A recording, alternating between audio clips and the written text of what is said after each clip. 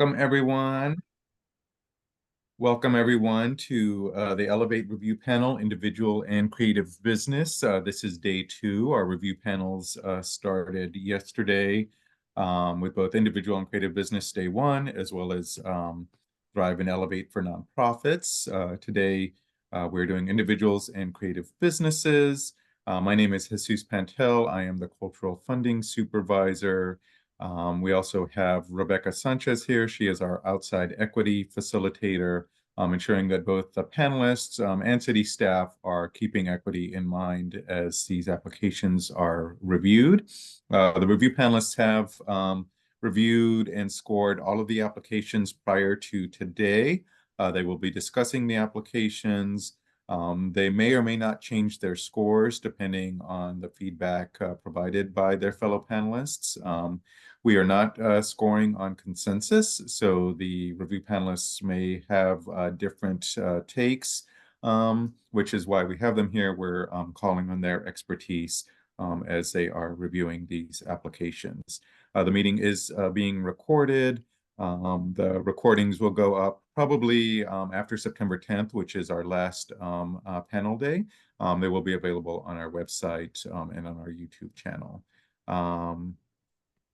Let's see, we have 10 minutes maximum time per application. I will be keeping track of the time. If we have any kind of technical difficulties, I'm bringing up my timer now. If we have any kind of technical difficulties, we will stop the timer and the recording until the technical issues get resolved. We will be reviewing in the order that is listed on our website. We are asking the panelists to give constructive criticism and feedback for future improvement, but they're not comparing one application to another. They are scoring your application depending on how it meets the review criteria. So we have a couple of conflicts of interest today, and so that's fine. We will just have the panelists recuse themselves. They will turn their camera off when that application is being discussed, mute their microphone. So, you know, no body language, anything like that. Their score will not be considered. And then we will invite them back once that application is finished being discussed. So with that being said, we are ready to get started with our first application. And our first application up for review today is Felipe Gomez Art. Intel and Billy are our primary and secondary, and the timer will start once Intel is ready to begin giving her comments. Good. Hi, good morning. Felipe Gomez is a Colombian multimedia artist. Felipe is trying to support groups of cultural erasure, displacements, and those that have been marginalized. Felipe is the lead artist and founder, holds primary decision-making power, but actively collaborates with diverse community voices to ensure his work reflects their experiences. His Latino background informs his understanding of marginalized groups, and he integrates their perspective through projects like his current public art sculptures for a Women's Family Violence Center involving community feedback and advisory panels. Felipe Gomez Art is also requesting a 30,000 grant for a sculptural art exhibitions and workshop series with culinary fusion. The proposal is for an art and culinary event in Austin, featuring local artists and a Latino chef, designed to celebrate and highlight cultural diversity. The events will include a sculptural art show with works by marginalized artists, interactive workshops where attendees create art inspired by installation, and a culinary night with a multi-course meal by Latino chef. Each course thematically linked to the display's art, set to take place at central accessible venue. The event aims to showcase local talent, emphasize Latino cultural heritage, and provide educational experiences about this cultural process. Um, I think my comment. mm, I think the proposed cultural art exhibition and workshop series with culinary fusions has a lot of potential, but it could be even stronger with a few improvements. I'd love to see a clearer cultural vision and more specific details about the program. And for instance, including detailed biographies and portfolios of the participating artists and chef would give a better insight into this qualification and relevance to the project. And also like the workshop descriptions is more detail about what will be taught and what participants will gain. And the proposal also should explain how the event will benefit the community with specific details on education engagements, outcomes, and and lastly, including a plan for continuing projects impact after the events would be beneficial. That's it. Thank you. Secondary, Billy? Felipe Gomez art, I scored it fairly high. I'm not going to go too much into detail because Intel kind of clarified all the things that I agreed with that were positive. Only like especially with the intersectionality and the disabilities. It was a well thought out, like well proposed idea. But to harp on it again, the workshops, it said to be determined. I felt like it could have benefited from like clearly defining dates.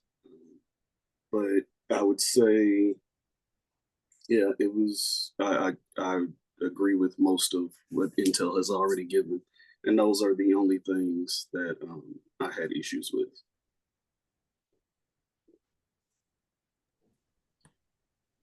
Would anybody else like to provide any complimentary information on Felipe Gomez art?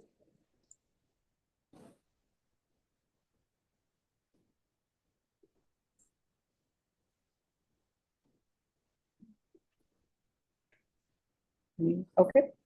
If there are no additional comments, and again, we ask panelists not to, oh, Anna, go ahead. One more, sorry. My one thing that I think could be improved upon in the future is the budget. It was just very, very vague, like marketing. It just said marketing budget, and so it's like, well, what does that look like? What is within the marketing budget? That would be nice to see about how specifically those funds would be used instead of kind of just more general. But yeah. Great, thank you. And again, we've asked panelists not to repeat anything that has already been stated, but if they do have any differing opinions or notes or thoughts that have not been stated by other panelists, we invite them to do so. But if there are no further comments from the panel, seeing as there are none, if you would please finalize your scores and then raise your hand to let me know when you have done so. Rebecca?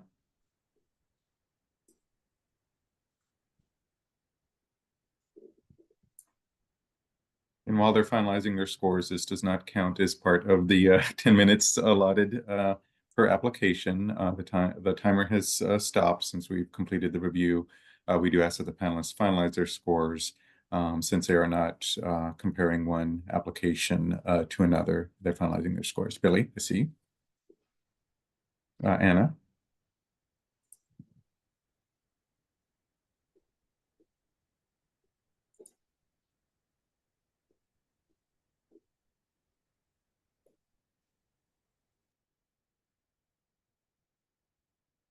And Intel and Alexis, are y'all good in y'all scores, or you need to? Okay, you're good. Alexis, Intel, were you was your score finalized? Mm-hmm. Yes. Okay. Perfect.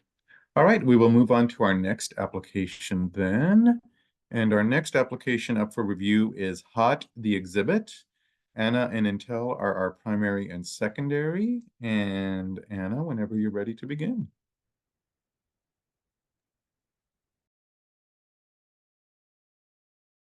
So the applicant is requesting funding for a multidisciplinary interactive art exhibit, and that includes like speakers, panels, activities for attendees. It's centered around the experience of perimenopausal and menopausal women and femme people in the community. I think they did a great job with addressing the intersectionality nature of this work and really dove into the lived experience and identities and creative experience of all those involved. I personally scored this application high. I think they did a great job. I didn't really have any questions. Once I read everything, I don't really know what else to say.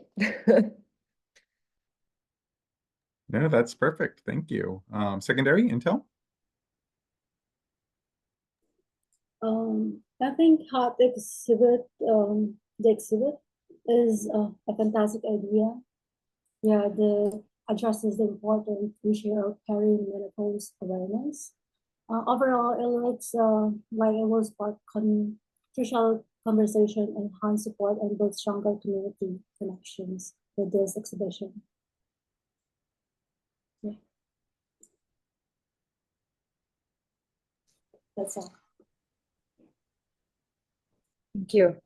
And at this time, we would like to invite anybody else with any additional commentary about HOT. Billy? Yeah. So I scored them quite high as well. They kind of expressed everything, but the only issue was the marketing budget. To me, it was kind of modest. I think with such a I guess an idea to bring something that's not like super known to everybody, you kind of want everybody to get involved so that everybody could be more informed. I think if they like add that factor into their budget, then I mean it would have been a perfect event. But that was just it, just that small piece in marketing only. The proposed idea is extremely informational.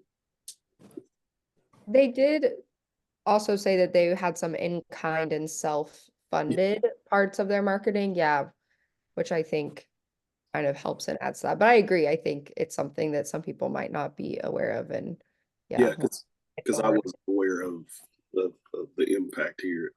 It forced me to do research on it. That's awesome. Thank you, Hot. And just to clarify, the information for a budget is there. It is present. The commentary is more about how expansive it is or not, but the information is listed on the budget.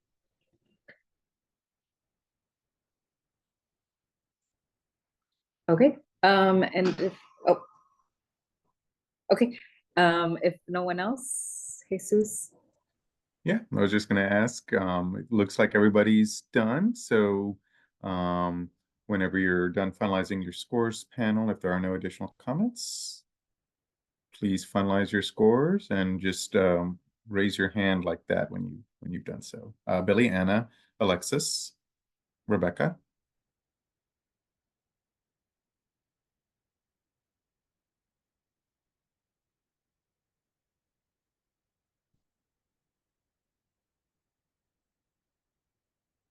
And Intel, are you finalized your score? Yes? Okay, great. All right, we'll move on to the next application. So the next application up for review is Sisters in Bloom. Alexis and Rebecca are primary and secondary. Anna has a conflict, and so again, that's fine. They will turn their camera off, mute their microphone while this application is being discussed. We will invite Anna back on once all the scores are finalized. And with that being said, again, the primary for this one is Alexis. So Alexis, whenever you're ready to begin. Hello, everyone. This is Sisters in Bloom, a small floral arrangement business supporting Latinx, BIPOC, and LGBTQIA plus communities. Their goal is to craft immersive experiences with flowers that honor their Latinx heritage and cultural background, foster inclusivity and collaboration. Their work is deeply influenced by the desire to provide a platform where Latinx, BIPOC, and LGBTQIA plus communities feel seen, valued, and celebrated. They are requesting $30,000 to present their proposed activity, which is titled Roots and Petals, Exploring Latinx Heritage Through Flowers. They intend to collaborate with Austin Community College and their Truth, Racial Healing and Transformation Center to create a large community altar featuring Mexican marigold flowers to celebrate the sacred Mexican holiday, the Day of the Dead. This applicant received a perfect score. They have presented a compelling and thorough proposal that aligns very well with the grants program's criteria. Their strong focus on underrepresented and underserved communities, comprehensive accessibility measures, and inclusive marketing strategy underline their commitment to adequate cultural engagement. Their proposal is well supported by a detailed budget and a clear vision for impactful cultural activities. Overall, this application is highly commendable and effectively addresses the grant's objectives. Thank you. Secondary, Rebecca? Yes, I also found this applicant compelling. There were some portions of the application that I felt could have gone into a little bit more detail, specifically how they collaborate with the community and get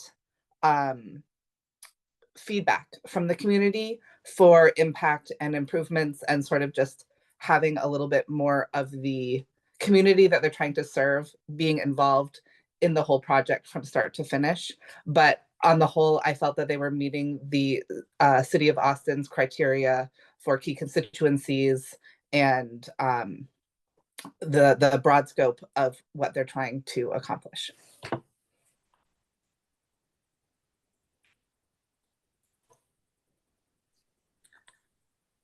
right, and at this moment, we invite other folks to provide any additional commentary that might be helpful for the applicants.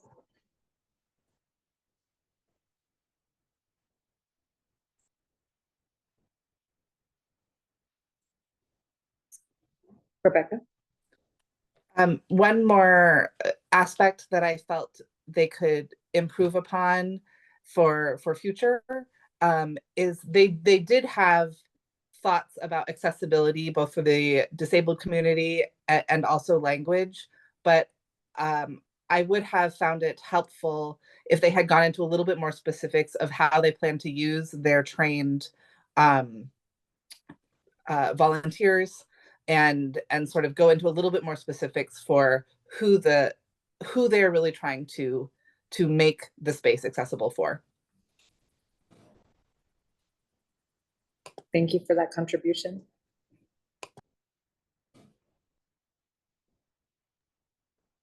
Comments from other panelists? We did have one of the panelists say it was pretty much a perfect score. So are there other thoughts if maybe you thought the application wasn't scoring that highly? Any feedback you have either for your fellow panelists or especially for the applicant?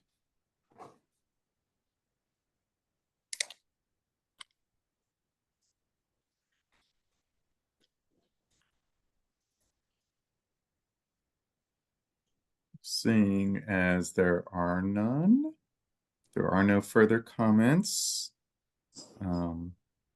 If you would please, panelists, finalize your scores and let me know when you have done so. Again, we will not invite Anna back in until all the scores are finalized. So just raise your hand when you have finished your score. Rebecca, Alexis.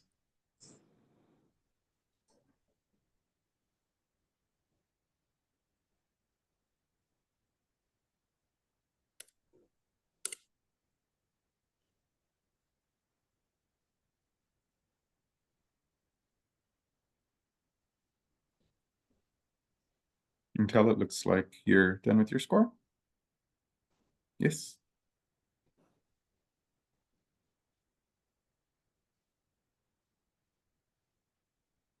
And Billy, is your score finalized, or do you need a bit more time?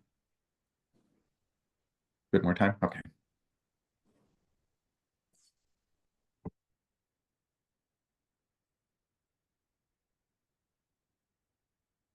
Okay, perfect. All right, Anna, you may come back on camera now. All right. And our next application up for review is Will Talent. Rebecca and Alexis are our primary and secondary. And Rebecca, whenever you're ready to begin.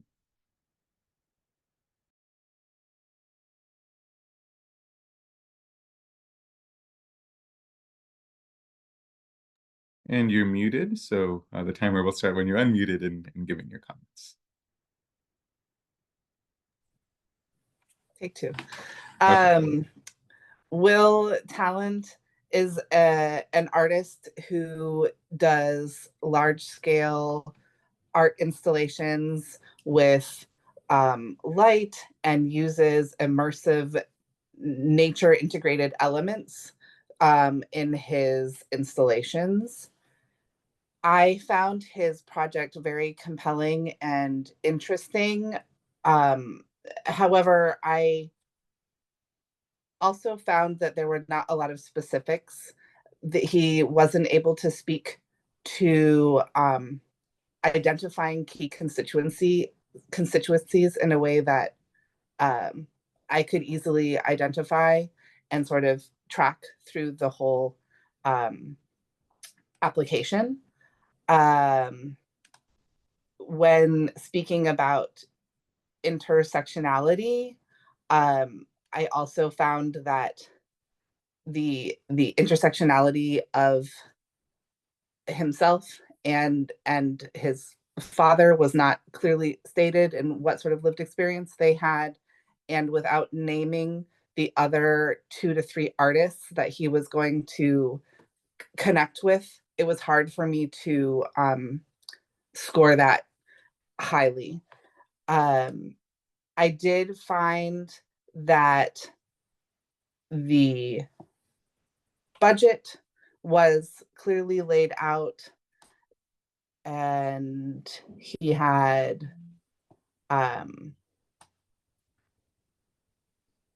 some ideas for accessibility and language accessibility that I wished were more detailed, but were certainly there and taking into consideration. Thank you. Secondary, Alexis? I can affirm with the feedback presented by Rebecca, and I would just like to add on that I had similar concerns. The applicant, they presented a very compelling and innovative idea. However, the proposal lacked a thorough explanation on their key communities and how their targeted community connects with the project's vision and mission. While the applicant did mention involving a diverse group of artists who represent underserved groups in the Austin population, there was insufficient detail about these artists' cultural background and who they are, and how these artists ultimately will leverage their diverse backgrounds to contribute to the proposed activities. When discussing the actual proposed activities, the applicant also missed an opportunity to introduce and elaborate on how they are incorporating diverse voices and communities in their overall project, which insinuated that maybe supporting underserved communities might not be central or integral to the applicant's initiatives. And so that's the feedback that I have to share regarding Will Talent.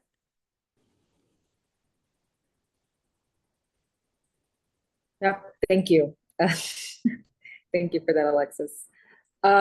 This visually sentiments are similar, but is there any other information that folks would like to contribute to help support the applicant? Any additional feedback you'd like to provide that wasn't already provided here? I think maybe taking a deeper look at the rubric and the kind of scoring guidelines might help the applicant in the future understand what me and, well, future reviewers might be looking for and might help fill in those missing pieces of information.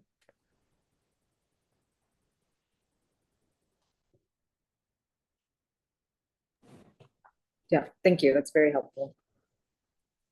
Anyone else? Rebecca? Oh, sorry. I just see the thing not on, so it's an assumption.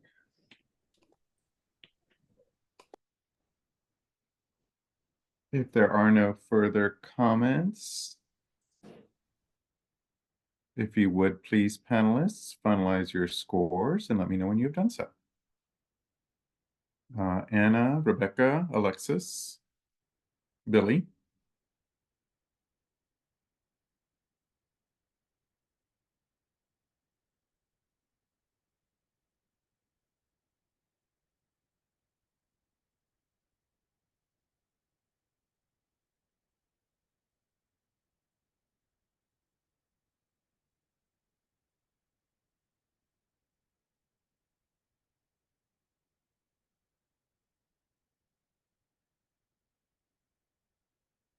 And Intel is your score final?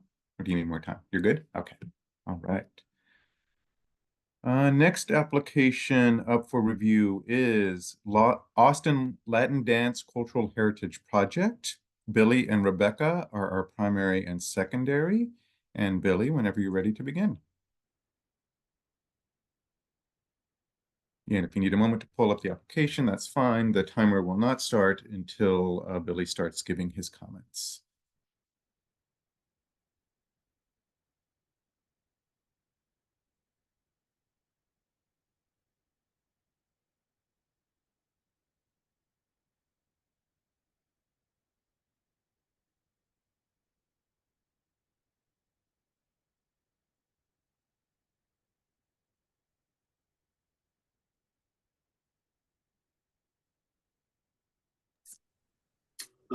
The I'm sorry, the Austin Latin Dance Cultural Heritage Project is a cultural dance group. I think the institution demonstrates a strong commitment of cultural integration through its comprehensive and inclusive programming. It effectively addresses intersectionality by including diverse groups such as immigrants, ethnic minorities, women, gender minorities, and differently abled individuals, ensuring representation in leadership and programming. Its accessibility measures are robust, featuring multilingual support and specialized accommodations for disabilities. Those are the things I like about it. And that's my overview of them. I like the 400 weekly classes that they have. And after doing a little research on them, they're, like we spoke earlier, they're kind of partners with the other program, the Zouk, I think the Brazilian Zouk dance. So like I said, I was a little confused there, but I scored them fairly high due to the outreach, the different cultural groups that they reach, and yeah. Thank you, Billy. And before we move on to secondary, what Billy was referring to there is that this is a sponsored project. And so it's a similar fiscal sponsor for both this and another applicant. And again, both mainly for the applicant, if they're watching live or watching the recording later, we do ask the panelists not to compare one application against the other.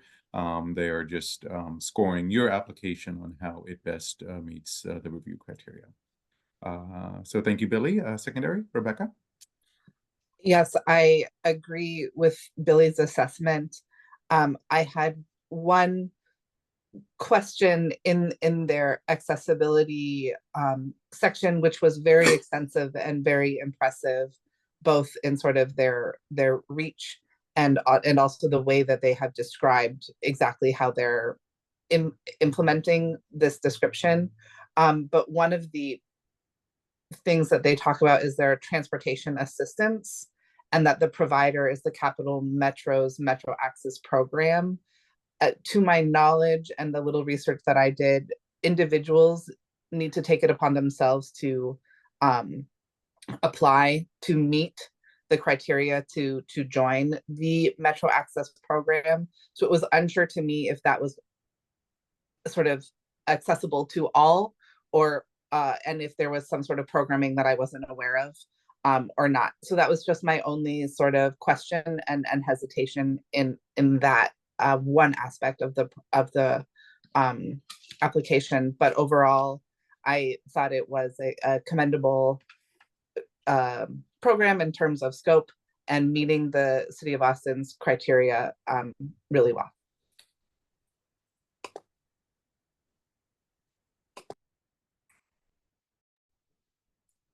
Okay, and at this time, we'd like to invite anyone else for additional comments. I just wanted to reiterate and affirm everything that was said about this application as someone who is a dance instructor, seeing firsthand the different barriers that people can run into when attempting to enter dance space and dance classes specifically. I think that this is something that is very needed and does a great job of addressing those barriers and making sure that anyone who wants to take part in this event can. So just wanted to applaud that. Thank you. Thank you for sharing. I think we all kind of smiled a little bit. That commentary. So thank you. Okay, anyone else? Any either affirming or constructive points to provide to the applicant?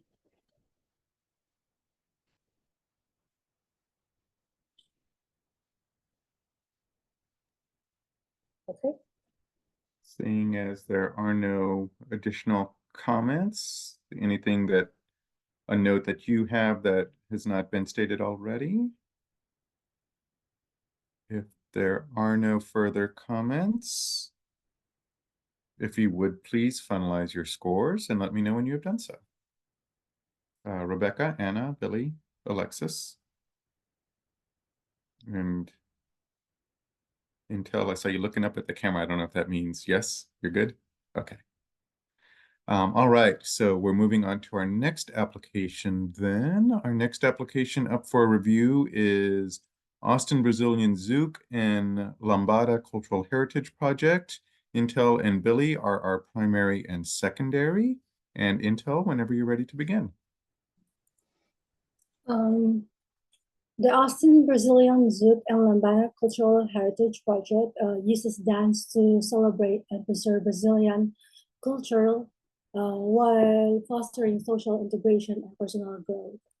Serving diverse groups like BIPOC residents, visual impaired individuals, and at-risk youth. The project also engages Brazilian and Latinx community as well as international tourists. Active for over 10 years, it offers workshops, community classes, and cultural events led by a diverse team. The project is led by a diverse group of organizers, including figures such as Ose Bonsu, Nat, and Gigi Ho, and Fanny Gonzalez, and features specialists for various needs, ensuring broad representation and commitment to equitable cultural heritage. The Austin Brazilian Zouk and Lambada Cultural Heritage Project is requesting 30,000 in grant funding to support a series of dance workshops and classes aimed to promote Brazilian Zouk and Lambada dance. The project includes an intensive 4-day workshop with renowned instructors Luan and Adrian, and Saulo and Yasmin in October 2024, as well as a weekly class series with Luan and Adrian from April to October 2025. Additionally, it features a weekend workshop with Jessica Lamdon and Evelyn Magyari in February 2025, and a year-long program at TSB VI campus to teach Brazilian zouk, DJing, and dance to blind and visually impaired students. The project emphasizes inclusivity and cultural representation by involving marginalized community, fostering community involvement, and preserving cultural heritage. My comment, I really like the Austrian Brazilian zouk and Lebanese cultural heritage. It's a great how it celebrates Brazilian culture through dance while being inclusive of diverse groups as well. Thank you. Secondary, Billy? I agree with Intel's assessment. They were very in depth. All of their responses, how they would spend funding. The only very small thing was in the marketing strategy. Was the impact metrics for accessibility. They were a little broad, but that didn't overall affect their score to me. It was just not many people know about them currently. So I think that, well, from my standpoint, I didn't know much about any of them, any of the applicants. But doing the research, I was like, well, I would like to take a class or two myself.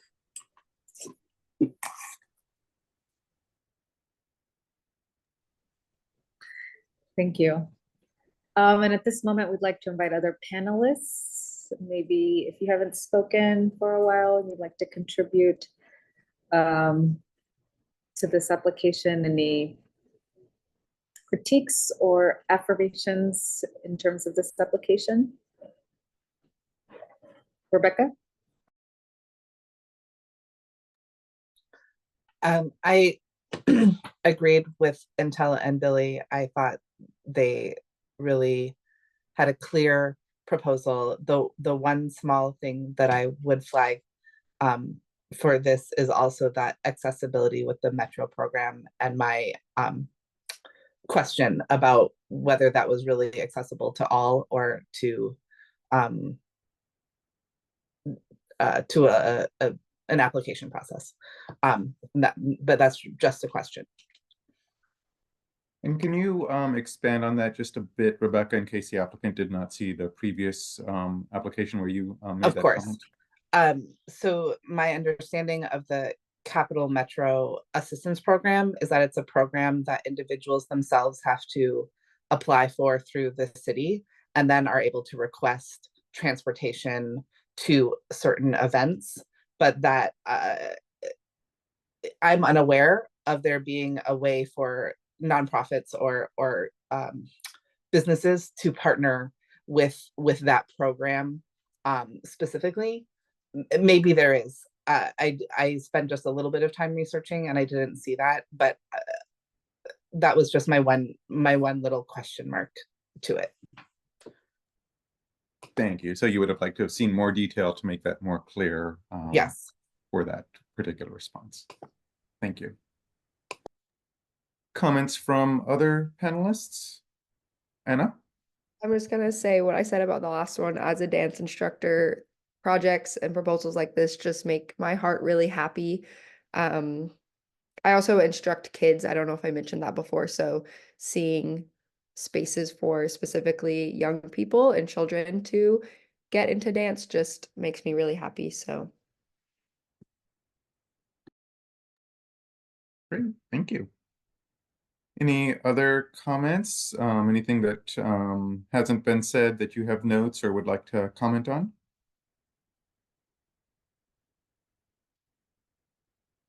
Seeing as there are none, if you would please finalize your scores and let me know when you have done so. Alexis, Billy, Rebecca, Anna.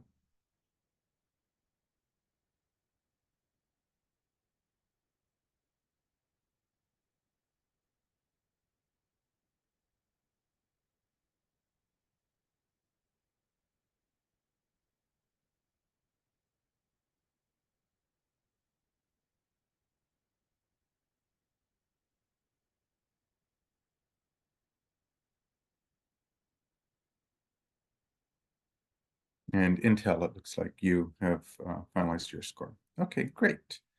I think we are scheduled for a break. Yes, we are. So we will stop the recording here.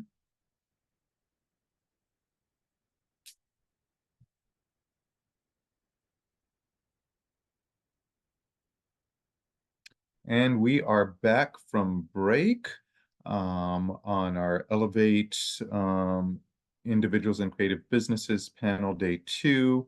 Our next application up for review, let me get my timer ready, will be Our Rhythms, Our Voices album release party featuring Javier Jara and Austin Unconducted. Our primary and secondary are Anna and Intel. And Anna, whenever you're ready to begin.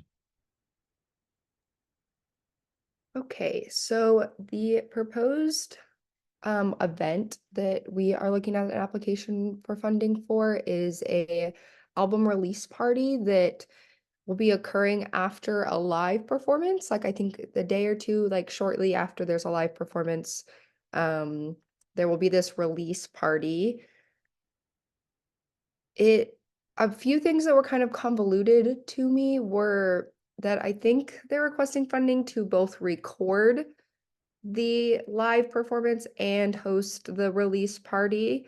I scored this application fairly high, but there was a bit of missing information that I had, or the information I had trouble fully understanding in a way that made sense comprehensively. So yes, a few things I had concerns about were the accessibility wasn't super flushed out for this event. This event would be geared towards those who speak Spanish or enjoy listening to Spanish music, but there would also be descriptions printed in English, so accessible in that way. Trying to find my more specific comments I had, but I will go to the secondary person to see what they have to say too. Thank you. Secondary, Intel? Um, um, I believe this project will help introduce the Latin American music and culture to a broader audience. The plan to interview immigrants from Latin America and integrate their stories with the music from their homelands will allow others to learn more about the folk music and the culture, as they are deeply connected. This connection can provide a sense of home and comfort for people from Latin America who attend the events or listen to the music. As an immigrant myself, I can relate to the sense of nostalgia and home that comes from hearing the music that you grew up with. I think that's all. Thank you. And before we move on to comments from other panelists, I just want to say on the comment about recording the album, stuff like that is fine as long as it culminates in a public performance like this album release party. Since our funding comes from the hotel occupancy tax, there does need to be some kind of public component. But if it's something that leads up and culminates in a public event, then a thing like, recording an album would be fine as long as that album was released, in this case, at the album release party. With that being said, other comments from other panelists?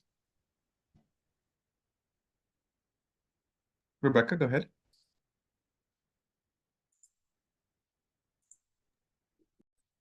I also scored this relatively high, but a couple of places where I did not give full scoring was in the marketing. I didn't see a plan for reaching new audiences, specifically in the city's key constituencies, such as the Black, queer, or otherly abled communities. But overall, the recording, the interviews of specific immigrants and their sort of experiences and cultural identity all really resonated well.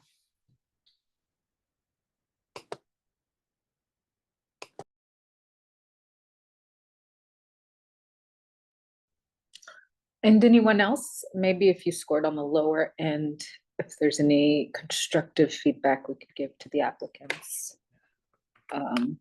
Just going off of what I mentioned, I found the accessibility section.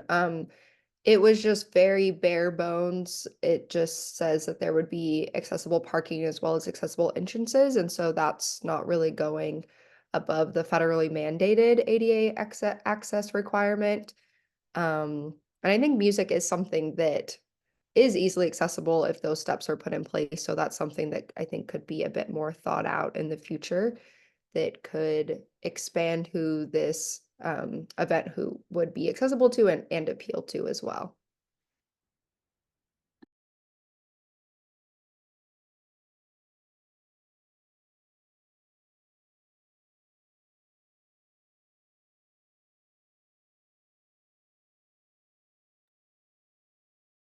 Other comments from panelists? Anything that has not been stated by your fellow panelists already, or any other constructive criticism or feedback for future improvement you would like to provide to the applicant?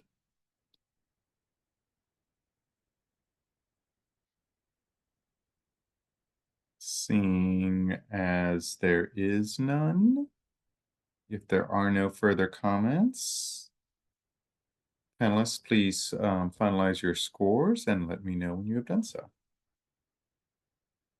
Billy, Anna, Rebecca, Alexis, and Intel. I think I saw your hand there. Okay, perfect. All right, so our next application up for review is Neighborhood Molino. Alexis and Anna are our primary and secondary, and Alexis, whenever you're ready to begin. So this is the Neighborhood Molino, a social project that is counteracting food scarcity in marginalized communities, specifically queer, indigenous, Mexican American, and Latinx communities. The Neighborhood Molino offers a stone mill that is free to use for the general public and frequently hosts recurring workshops to teach people how to cook culturally relevant foods such as corn. They are requesting $30,000 to host community workshops and classes, a donation-based seasonal mentorship program, a supper club series, and rotating guest pop-ups to showcase culinary culture and engage with community in a fun and intimate way. This applicant had a nearly perfect score, and so the proposed project, they present a powerful vision and mission focused on addressing local food scarcity within the indigenous and Mexican American communities in Austin. The applicant exemplifies the transformative role and influence of leveraging cultural heritage to uplift and empower these communities, demonstrating a clear commitment to enact true, meaningful change within Austin.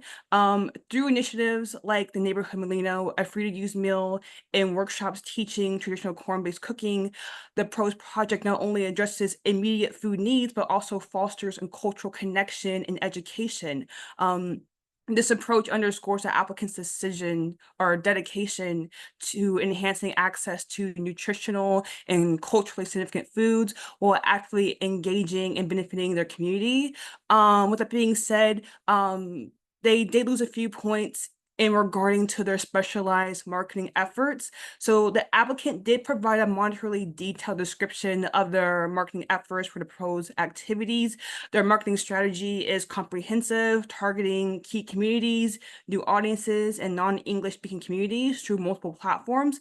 However, there's no explicit mention of how their specialized marketing initiatives and efforts will target audience members with disabilities. However, the applicant does make mention of accommodating their marketing to individuals with disabilities in other areas of applications, but within a certain area, they didn't really make much mention of it. Thank you. Secondary, Anna? I had very similar feedback to what Alexis just said. Another note on accessibility, that was also, I identify as a member of this disabled community, so that's something I personally pay like extra attention to.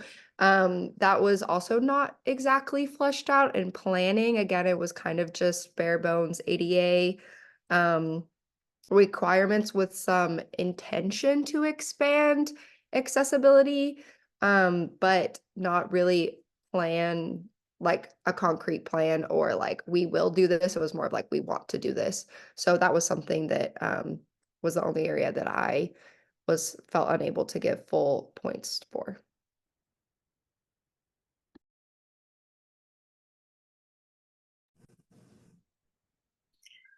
Okay. Intel? Thank you both. Oh, Yeah, Intel has her hand raised. Go ahead. oh, didn't see. Oh. Mm, I personally would like to see more proposal like this actually. These proposals resonate with me as a Filipino immigrant who struggles to find food connected to my heritage. And projects like this are crucial for preserving culture through food and elevating feelings of displacement. And I also like how the programs focus on educating and passing down the cultural traditions to future generations. Yeah, it was the only culinary arts application that I think this group saw, but I thought that was a very creative way that like it does fit the criteria. But I think culinary arts isn't something that automatically jumps to people's minds, but is really valuable, like Intel was saying. Yes, thank you. And we do take a broad, expansive view of what the arts are. So culinary arts would be fine as long as they explain, if it's not clear to you, how not as traditional art form is considered. And I was just making a comparison, or just talking about how this was the only culinary arts one, just for the applicant to know. Panelists score each application. They're not comparing one application against the other. They're just seeing how that application meets the review criteria. Rebecca, I saw that you had your hand raised. This comment didn't affect the scoring because I was able to find the information throughout other sections of the application, but I did find their section on intersectionality didn't specifically address or state their identities in that section. Again, I was able to find that in other parts of the application just fine and scored it appropriately, but just in the future, maybe paying a little bit more attention to making sure you're really answering the rubric as the panelists are reviewing it would be helpful.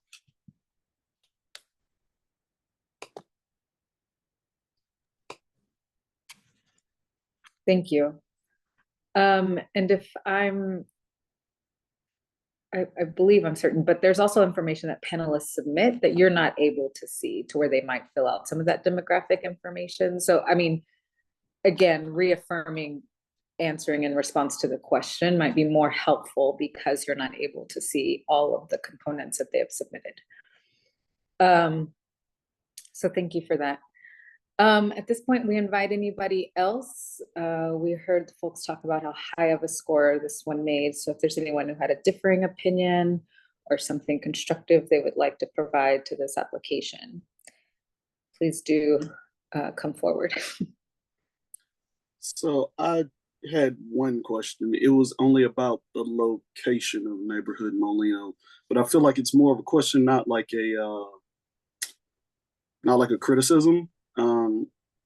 Doing a little research of them, I think they're based in McAllen, Southern Texas, not in Austin. They have just did wholesale here, and it didn't much affect the grade, but I thought it affected it because I'm not sure if the grant covers that far out. Yeah, we'll take a look at this one. If this does score high enough to receive funding, we do, before we enter into the grant agreement, we make sure that everything is indeed eligible. Applicants may be based in the metropolitan statistical area, so the 5 counties surrounding Austin, but their activity, so not as far as McAllen, so they can be located within the metropolitan statistical area, but their activities do have to take place in Austin. Anything that we fund has to take place in Austin, and their history has to be over 50% of their activities are occurring here in Austin. We've got about 2 minutes left. Just for further clarification, staff has done a cursory eligibility review, and we did find this application eligible. And again, if it does score high enough to receive funding, we will make sure that everything is eligible before we enter into the agreement with them. With that being said, about 1 minute and 40 seconds left. Any further comments on this application that have not already been stated by other panelists, especially if you do have divergent opinions or different, maybe not scoring it as highly?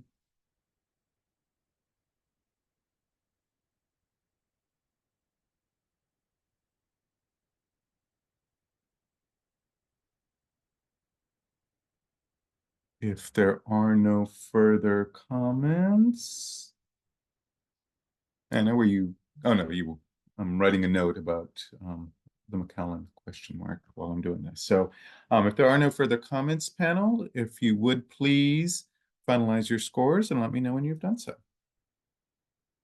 Anna, Billy, I think you had your hand raised, or are you scratching your head? Yes. Rebecca, Alexis, and Intel, I think I saw a nod, so you're good. Okay, perfect. All right, we are moving on to our next application then.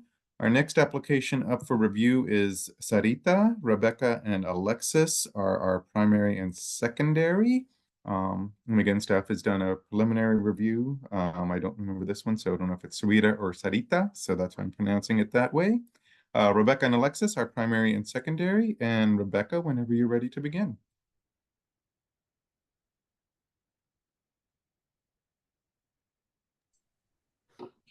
This applicant is a musician who is seeking money for presenting concerts that will be available for the public.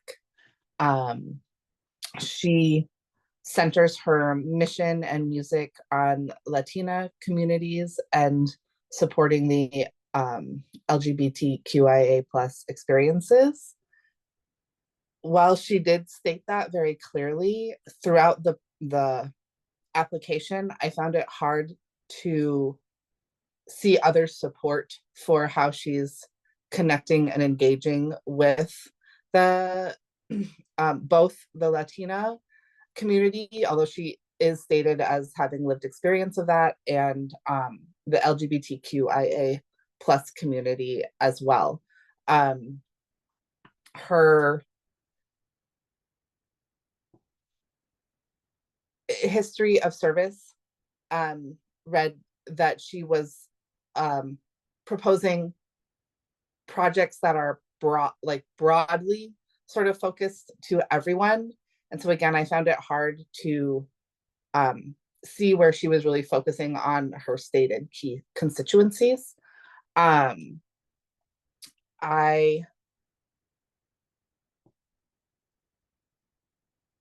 think that something that could have made this application a bit stronger, aside from stating her own intersectional identities, was talking about some of her other artists that she collaborates with, and just giving a little bit more context for how she connects with the communities that she states she's engaging with.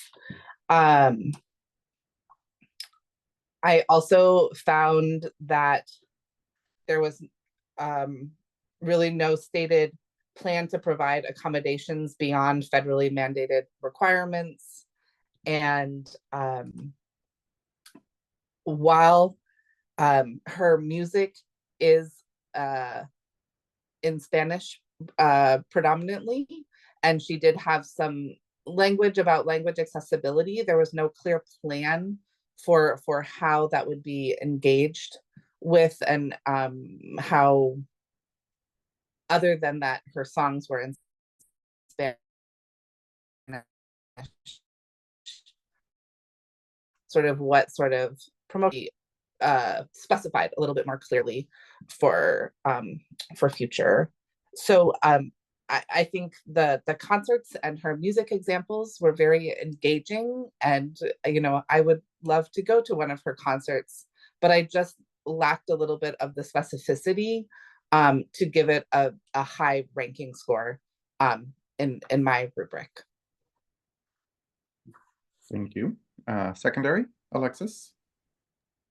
I affirm with the feedback presented by Rebecca, which was a very, very thorough review. I'm gonna do my best to cover some areas that I also felt that were additional to that. I apologize if I repeat myself. So the applicant proposal, it does align well with the program's objectives and shows a commitment to serving marginalized communities that have been underserved and underfunded by the City of Austin's Cultural Art Division. However, the proposal does lack specifics in regards to their key communities, their proposed activities, and also the intersectional identities that are involved. Moreover, I didn't feel that the marketing strategy was fleshed out or as presented as much depth as it should, in addition to the accessibility initiatives that they're representing. I felt that there wasn't much work put into that section of the application.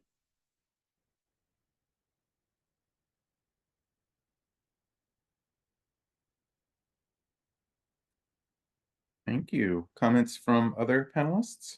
Anna?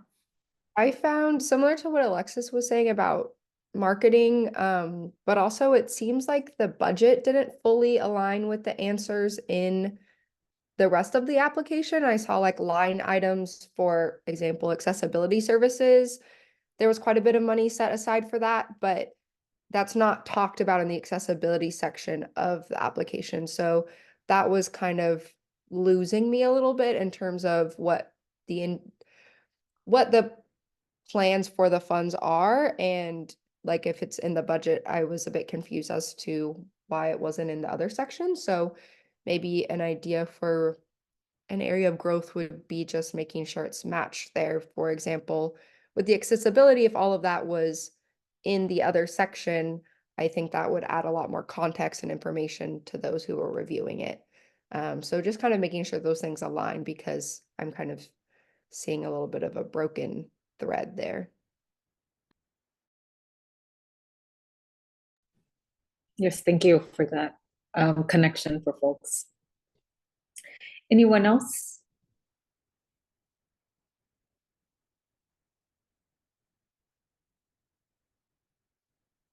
Okay. There are no further comments from the panel on this application. Seeing as there are none, panel, if you will, please finalize your scores and let me know when you have done so. Alexis, Rebecca, Billy, Anna.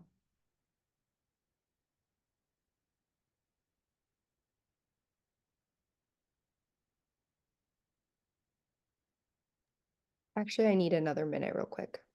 Sure. I think it didn't save real quick. Okay. And this is not part of the 10-minute time limit. The review has been completed, so we're just finalizing our scores before we move on to the next application.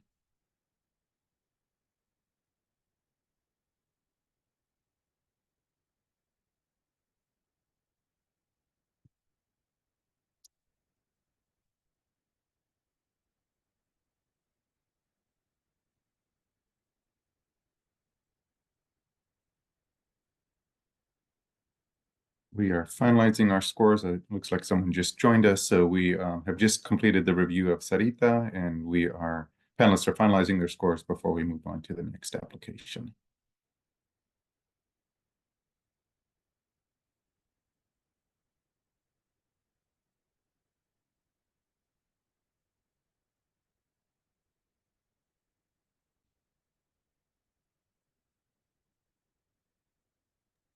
I'm having a technical issue where I'm hitting update review, but it's not updating.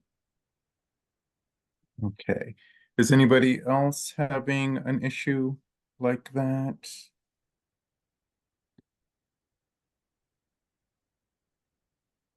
Jesus, can you reach out to the Long Center and see if they know of anything like that? And I'm gonna try pulling up our next application. We're not reviewing it yet. I'm just gonna see if maybe Submittable is having any kind of issues or anything right now.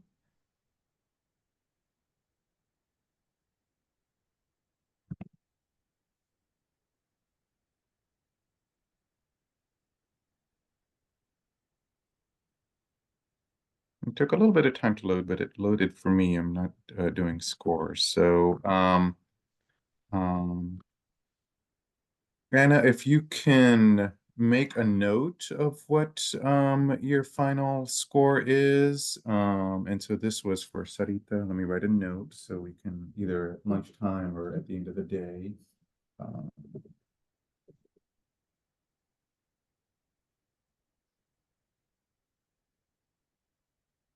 And then Intel, had you finalized your score for this application for the Sarita? Okay.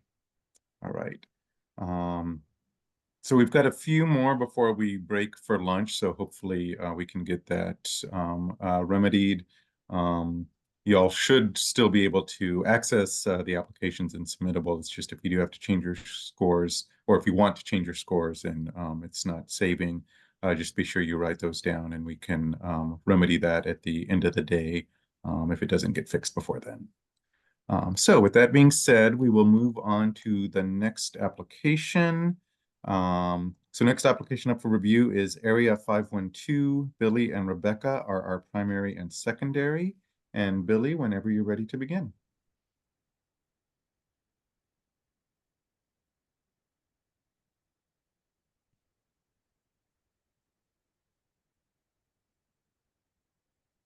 Yes. And the timer will not start. We have 10 minutes max for each application, but the timing starts when the primary starts giving their comments.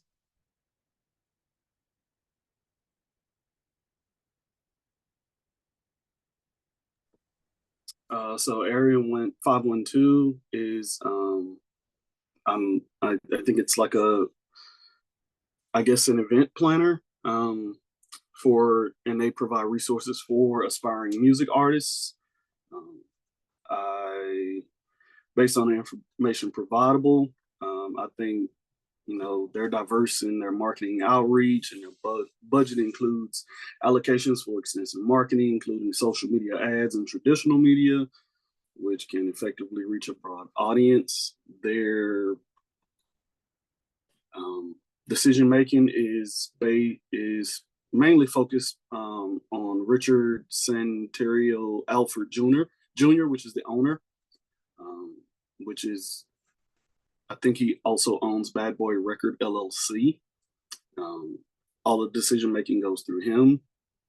They focus on safe spaces for the BIPOC and, like I said, LGBTQ plus communities, the music communities. Their proposed activity is an event that includes interviews, podcasts, press, and media coverage for local artists to build fan bases. It's centered around equity, and they aim to partner with Sims and Ham, if I'm stating that correct, to provide mental health and general wellness resources. I rated this application, let's see,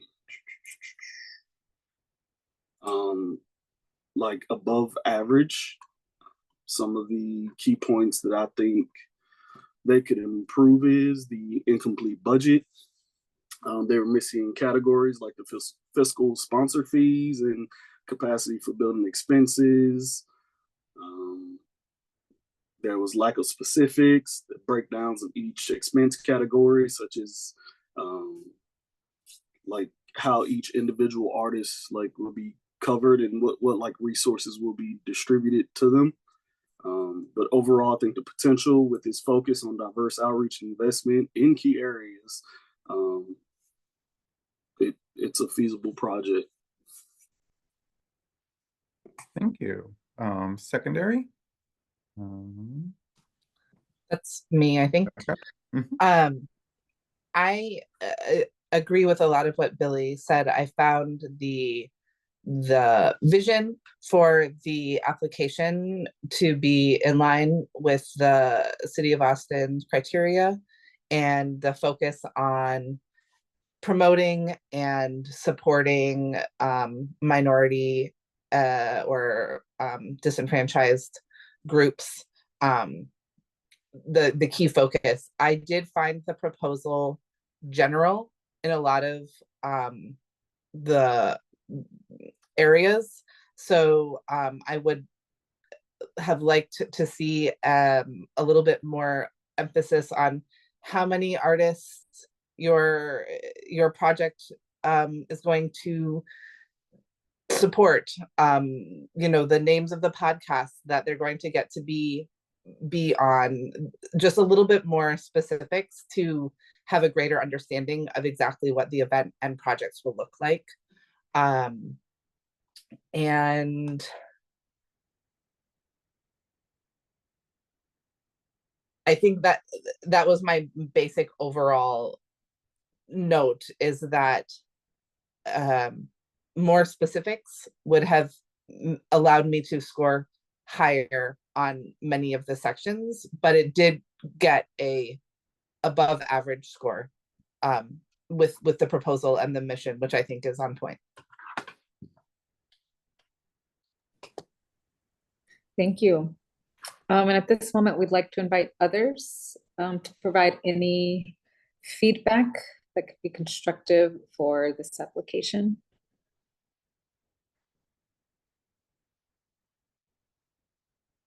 Anything additional that might have not already been said?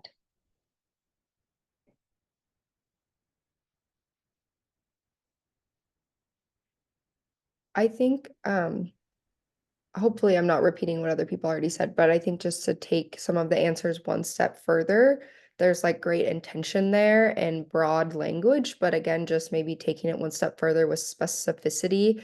And I also did use social media to look up some of the folks mentioned, because I felt like there was information lacking, and that did provide extra context. So maybe providing that information so that if it was easily findable on social media, just go ahead and put it into the application, and that would have been helpful as well. And also just organization. I felt like some of the information for other answers was found in different areas. But again, I think a great mission and great intentions, but just perhaps like one step further with follow through and organization.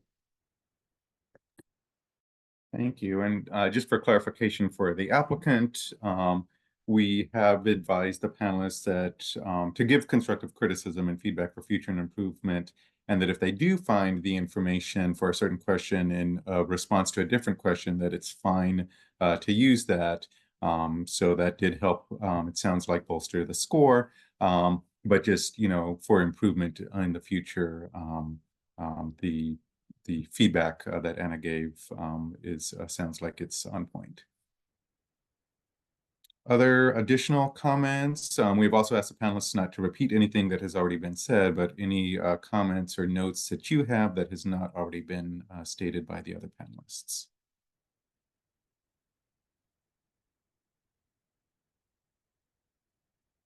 Seeing as there are none,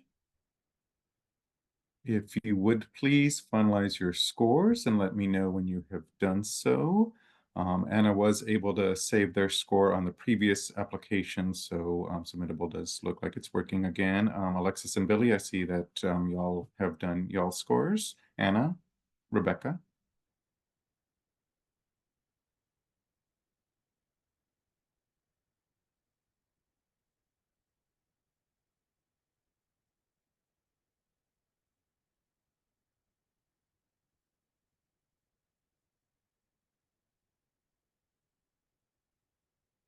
And Intel, are you finished with your score for Area 512, or do you need more time? You're done. Okay. We will move on to our next application then. Our next application up for review is Synth Salon. Intel and Billy are our primary and secondary. And Intel, whenever you're ready to begin. Synth Salon. The artist, a queer woman of color leads St. Salon with a focus on empowering underrepresented LGBTQ plus, gender expansive, female, BIPOC, and Latinx communities in Austin's music production industry. Through 10 accessible workshops, they provide skills, equipment, access, and community building opportunities, fostering a more exclusive and diverse creative environment. St. Salon have collaborated with institutions like the Austin Public Library and Mass Festival and Move Fest. In July 2023, St. Salon led the Summer Sync experience, creating a diverse and exclusive environment. St. Salon has created jobs for local artists and focused on education, mentorship, and community building.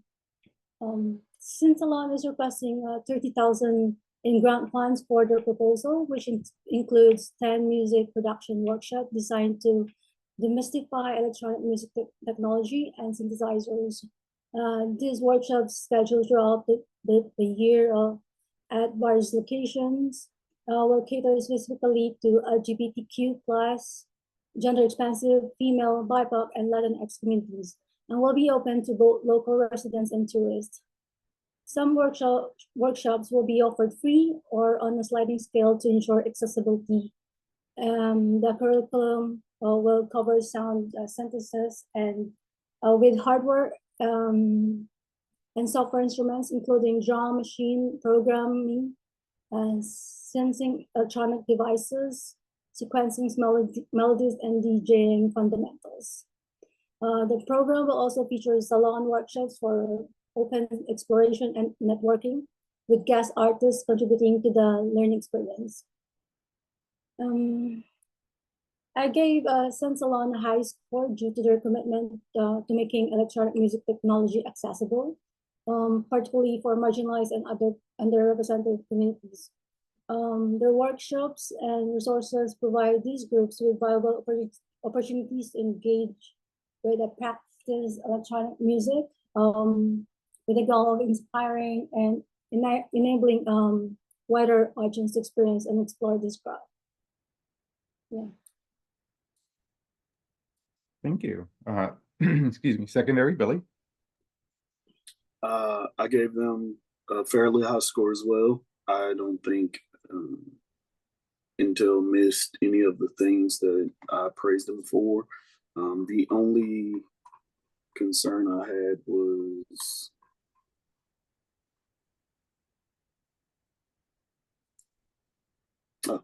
no concern. Sorry. Yeah, that's fine. That's why we have these, so you can give your feedback, listen to your fellow panelists on what they have to say. You can change your scores, you're not required to. Comments from other panelists? Anna, go ahead. One comment that I had was just that I'm trying to think of how to word this. Like the audience, or like who could participate, is very broad and expansive and accessible, which I loved. But I did think about the only type of creative person or person that enjoys the arts that would participate are those who are interested in like technological sound synthesis. So one way, this is just like a suggestion, maybe just to make it a bit more open, like having a showcase at the end, or having a website where creations lived, or some way for people who aren't just interested in producing, but maybe enjoying or want to interact with it in some way, just having another avenue available. But I also scored this very high and think that it's great in most aspects. Just like personally, I was like, this sounds really cool, but I'm not into creating this myself, but I would love to participate or interact in some way.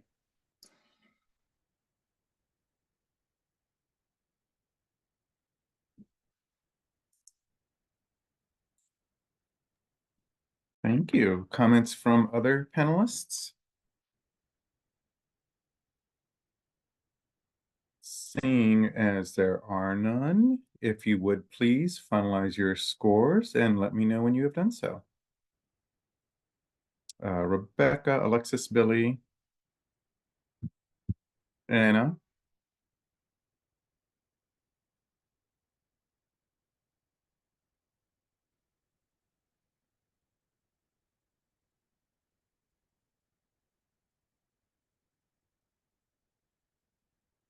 And Intel, you're good with your score? You've finalized your score for Sense Salon, or do you need more time?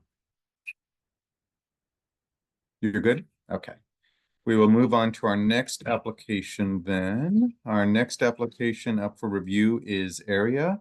Anna and Intel are our primary and secondary. And Anna, whenever you're ready to begin. Yes, so this applicant is proposing to host a bi-monthly series of 6 live music events that showcase diverse Austin musicians. They are a musician, they would be participating as well as other artists. In theory, I think this event could be very successful and would fulfill what these grants are meaning to propose or to fund. But I personally had a lot of issues with the lack of specificity in a lot of these answers and how they kind of align with the mission of this grant and the type of events that it wants to fund.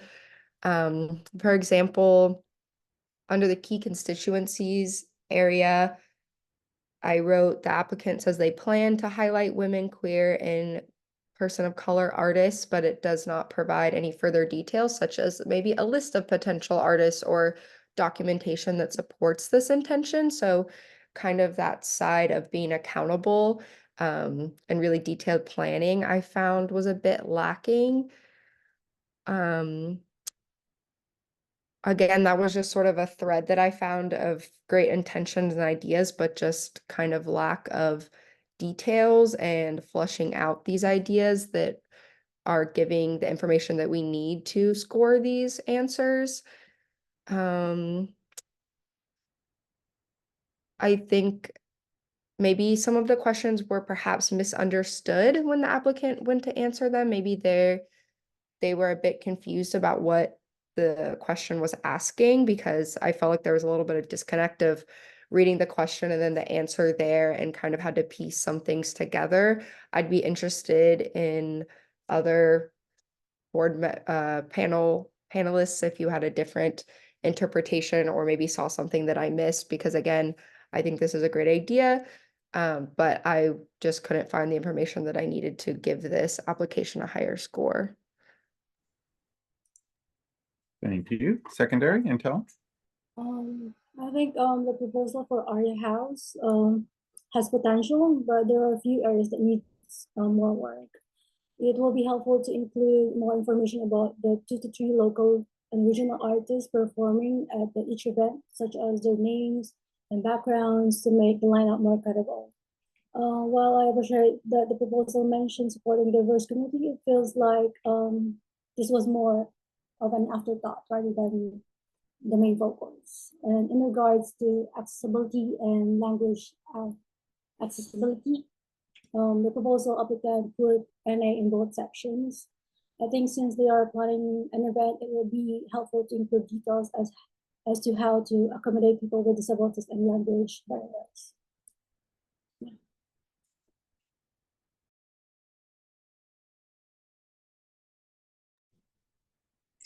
Thank you both. Yeah, we'd like to hear from other panelists on this application, if possible, if anybody has anything additional to contribute that might help support the applicant.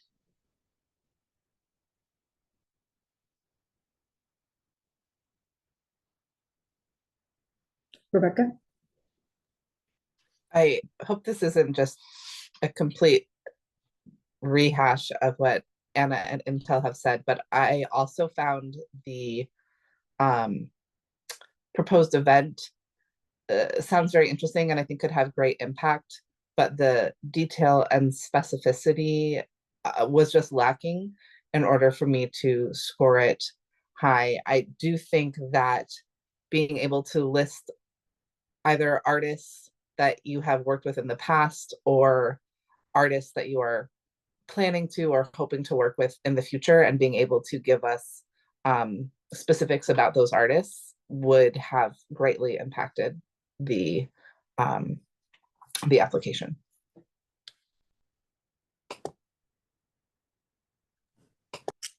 Thank you.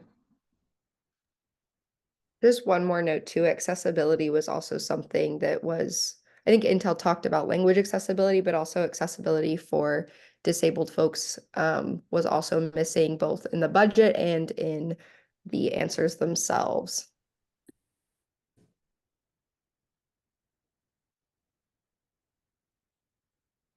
Yes, that's very clear feedback.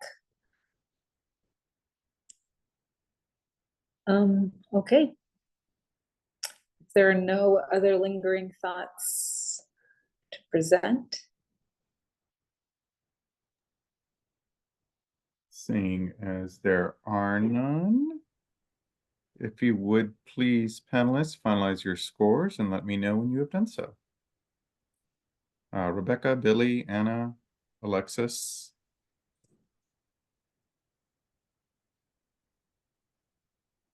And Intel, looks like you're done. Yes. Okay. We will stop the recording then, as we are breaking for lunch. Back up. All right, and we are back from lunch, continuing our individual and creative business panel, day 2 for the Elevate Review panel. My name is Jesus Pantel. I am the Cultural Funding Supervisor. I am the staff facilitating the meeting today. We also have Rebecca Sanchez here, who is our outside equity facilitator. She is making sure that the review panelists and city staff keep equity top of mind when we are reviewing these applications. The review panelists have reviewed and tentatively scored and made comments on all of the applications prior to today. They may change their scores depending on the feedback provided by their fellow panelists. The tentative scores that they have written or comments that they have written, they utilize as notes and reminders for themselves as talking points or what they want to discuss verbally here with the application. We will have 10 minutes to review the applications. Let me get my timer. We've been averaging probably about 5 minutes or so per application, but we will stop the recording and the timer if we have any kind of technical issues. I will give a countdown starting at 2 minutes if we do have any applications that get to that area. Let me see if there's anything else I wanted to make sure everybody was aware of. The panelists are not scoring on consensus, so they may have different takes from each other, which is fine. They can also agree with each other. That is fine as well. And they're not comparing one application against another.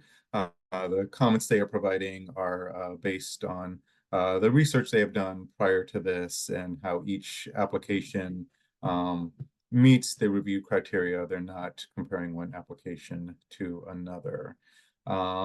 We will have a panelist with a conflict of interest later today after lunch, and that'll be fine. They will recuse themselves from that application. Their score will not count. And they'll just mute their microphone, turn off their camera while that application is being discussed. So I think that is the important stuff for everybody to know, for the public to know, and as we are back from lunch. So we will begin reviewing our next application, which is Candy Quo. Alexis and Anna are our primary and secondary. And Alexis, whenever you're ready to begin.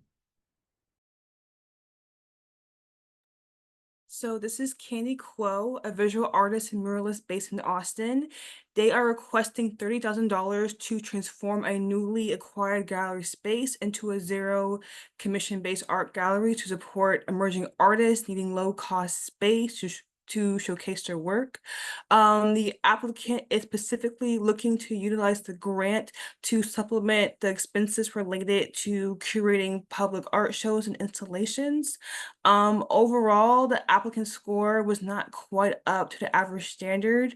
And so first off, the applicant demonstrates beautiful storytelling and a strong vision for empowering community engagement through public art. However, there were several areas requiring additional detail. Specifically, the application would benefit from clear information on their key communities and specifics on the proposed public activities. In identifying their key communities, the applicant states they are looking to make art more accessible to everyone, regardless of age and socioeconomic background. However, their target community and participating artists are not identified according to the program's criteria for key communities. Because the applicant has not thoroughly defined who their key communities are, it was unclear how the described experience and proposed project relates to the people they intend to support. Secondly, the applicant presents an incomplete description of their proposed public activities, specifically the when, the where, and the who components. To gain a comprehensive understanding of the proposed public activities, there needs to be explicit details of where the art shows and installations are taking place, such as the name and the location of the art gallery that they acquired, when the monthly art events are occurring, start time and end time, and who their artists that the gallery is supporting and showcasing. The applicant does mention equity. However, the organizational framework is defined through creating inclusion for communities of all income levels. Additionally, a detailed elaboration on equity considerations and also accessibility concerns would strengthen the application. Furthermore, the supporting media primarily showcases the applicant's artist work rather than the work associated with the Zero Commission Art Gallery. To improve the scoring, there should be visual evidence demonstrating how the gallery supports independent artists and collaborates with community partners. The following feedback would greatly enhance the impact and effectiveness of the applicant's proposal. Thank you. Secondary, Anna? Alexis did a great job. I don't have much to add. Yep. I don't have anything to add. Alexis did a great job covering everything that I had written as well. Great, thank you. And one of the things I don't think I mentioned as we came back from lunch is we do ask the panelists not to repeat anything that has been mentioned by other panelists, but we do ask them to provide constructive criticism, feedback for future improvement. And definitely if panelists do have different takes on the application, or even if it's a similar take, but you have a different comment that has not been stated by one of the panelists already, please be sure to do that. And just a point of clarification, Alexis, when you were talking about key communities, I believe you meant key constituencies when you were referring to that. Is that correct? The key I constituency did. question? I just cannot say the word. I don't want to make a fool of myself. And so the best synonym is key communities. Okay, I assumed that, but I want to make it clear for the applicants if they're watching live or if they're watching the recording later. So with that being said, thank you, Alexis. With that being said, other comments from other panelists? Rebecca? I had one comment. I agreed with everything Alexis and Anna said. Another thing that I think could have strengthened the application or proposal would be to identify how the artists are being selected that are going to be part of the exhibit and sort of go into some detail about how you're finding the artists and what sort of process that is for selecting them would have enhanced it as well. I will say, I want to affirm an area of this application that I thought was really well done was the specialized accommodations and programming for individuals with disabilities. I thought that was very well thought out, fleshed out. It was more than just mobility disabilities. It was more than just neurodivergent folks. It was extremely inclusive and well fleshed out. And so I just wanted to commend the applicant for doing a great job on that section.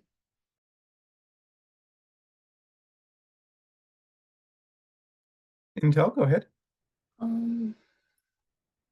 I think that the applicant should also like present a year of curatorial plan for the gallery, so we know who's the artist and who's the what's the year program of the gallery.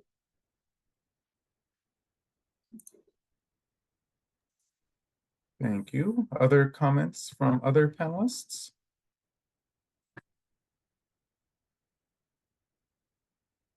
If there are no further comments, anything that hasn't already been stated or a differing opinion? Seeing as there are none, panelists, if you would please finalize your scores and then just raise your hand to let me know, just physically, not the little hand waving thing. So Billy, Anna, Rebecca, Alexis.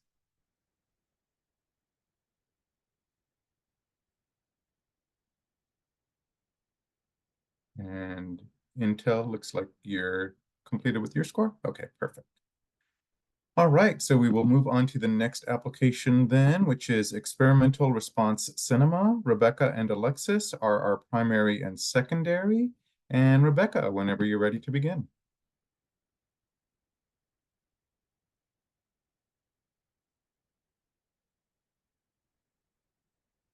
And while Rebecca is bringing that application up, for the panelists or for the applicants watching, the 10-minute time does not start until the primary starts giving their comments and feedback.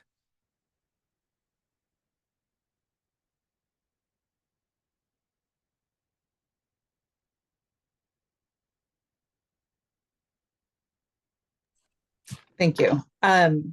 This applicant is requesting funds for a film series showing artistic, avant-garde, and foreign films that are focused on underrepresented voices and would give platforms for a lot of immigrant, minority, and artists and intellectual sort of visual arts.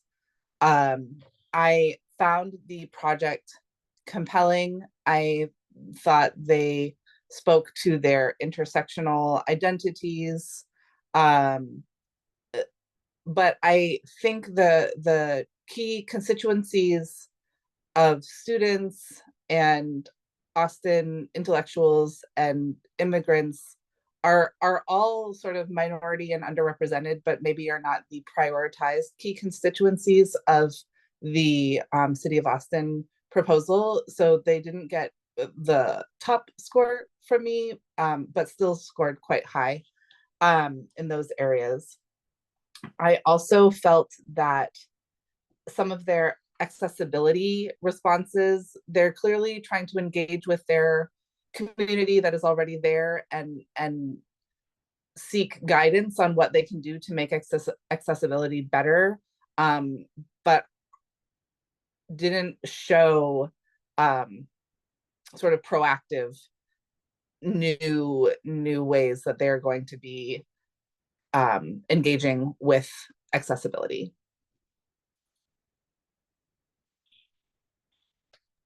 Thank you. Secondary, Alexis? So I affirm with the feedback presented by Rebecca. I would add on, I apologize if I repeat myself. I'm just looking through my notes. And so the applicant presents a very compelling proposal for experimental film screenings, demonstrating a deep community-focused vision. They scored highly in many areas of the application. However, they did lack in similar areas that were stated by Rebecca. It wasn't necessarily clear on the identities of their key communities. However, the applicant does have documentation. They do have work that shows that they have efforts directed towards supporting people who are underserved and underfunded in film. I just believe they didn't just they didn't take the opportunity to go in depth in their presentation. And so the work is there. They just didn't present it in that way, if that makes sense.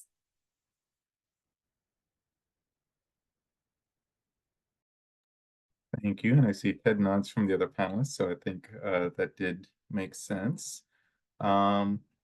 Feedback, comments from other panelists?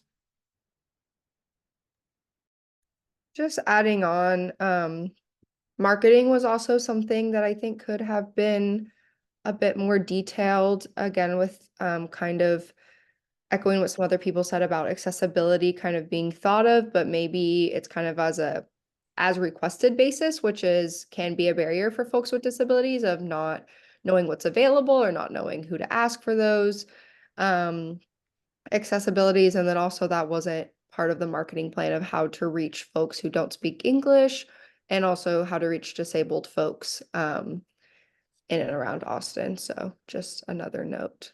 But also echoing what other people said, I think that the idea, the content, the intention is there, just maybe we need a bit more information or give a bit more information in the future.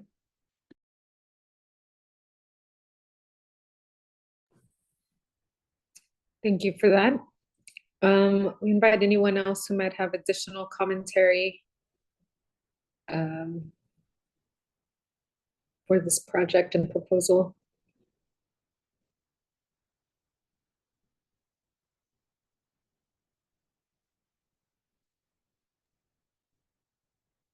Seeing as there are no additional comments,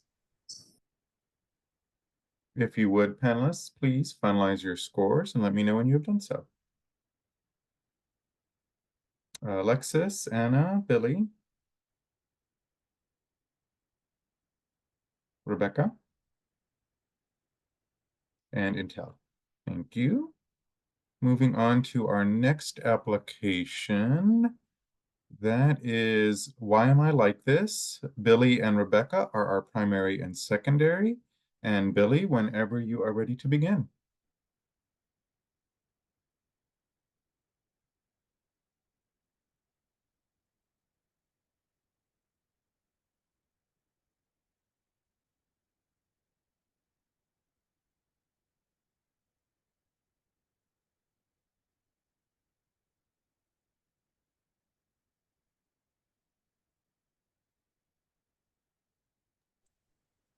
So for the Why Am I Like This? I think the institution excels in cultural programming and community engagement, offering diverse events and fostering community connections. There are a few points for their proposed activity, which is film production going on. I think they started it in 2023 and it's been going continuously. I feel like some of the information could be, I guess, a little outdated if they're not constantly updating or staying in touch with the community. I like that they point out BIPOC and LGBTQ plus communities.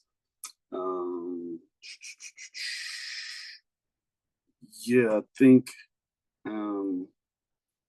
they have a good start. I rated them a little bit above average. Yeah. Let's see. Yes. Thank you. Secondary, Rebecca? I read this proposal and felt it had a strong narrative. The documentary, which the director and applicant is talking about, is sort of speaking to lived experience of a biracial adoptee and sort of trying to create community and conversation around the challenges that biracial and BIPOC adoptees feel when being adopted by white couples or families. I think that she was able to name other collaborators on the project with her that also have lived intersectional experience, and a clear commitment to not only BIPOC, but also LGBTQIA plus communities. So for those reasons, and she was able to speak to sort of accessibility in sort of titles and audio description for the film and the trailer and sort of promotional materials that they are producing. So for those reasons, this applicant scored relatively high for me. Just as a note, the applicant identifies as non-binary and uses they, them pronouns, I believe. Thank you, Anna. You are correct.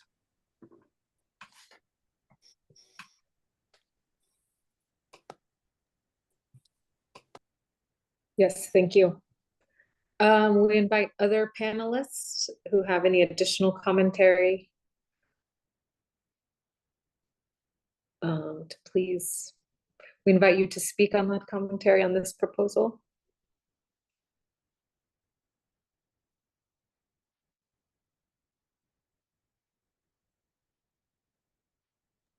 I just had a small note on the budget. It seemed that the marketing byline was excessively high.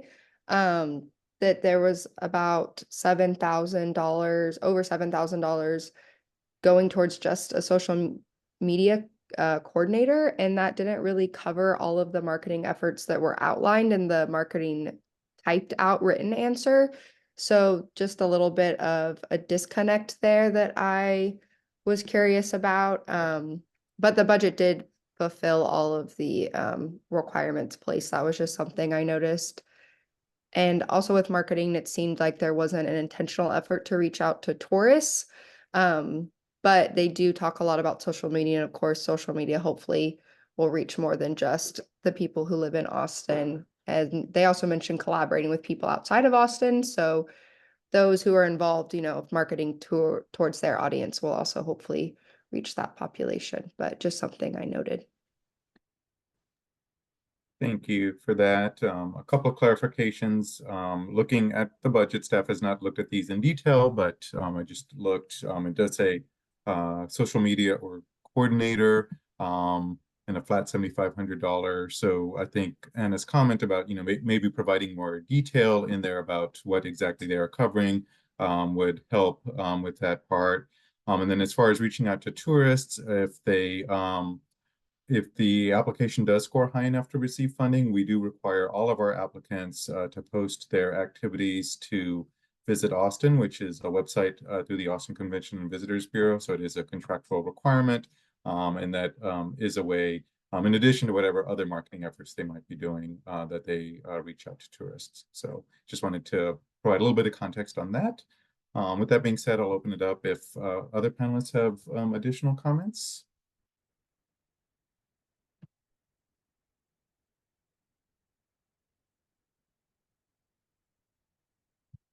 Anyone has different opinions or a note or a thought that hasn't been stated by one of the panelists already?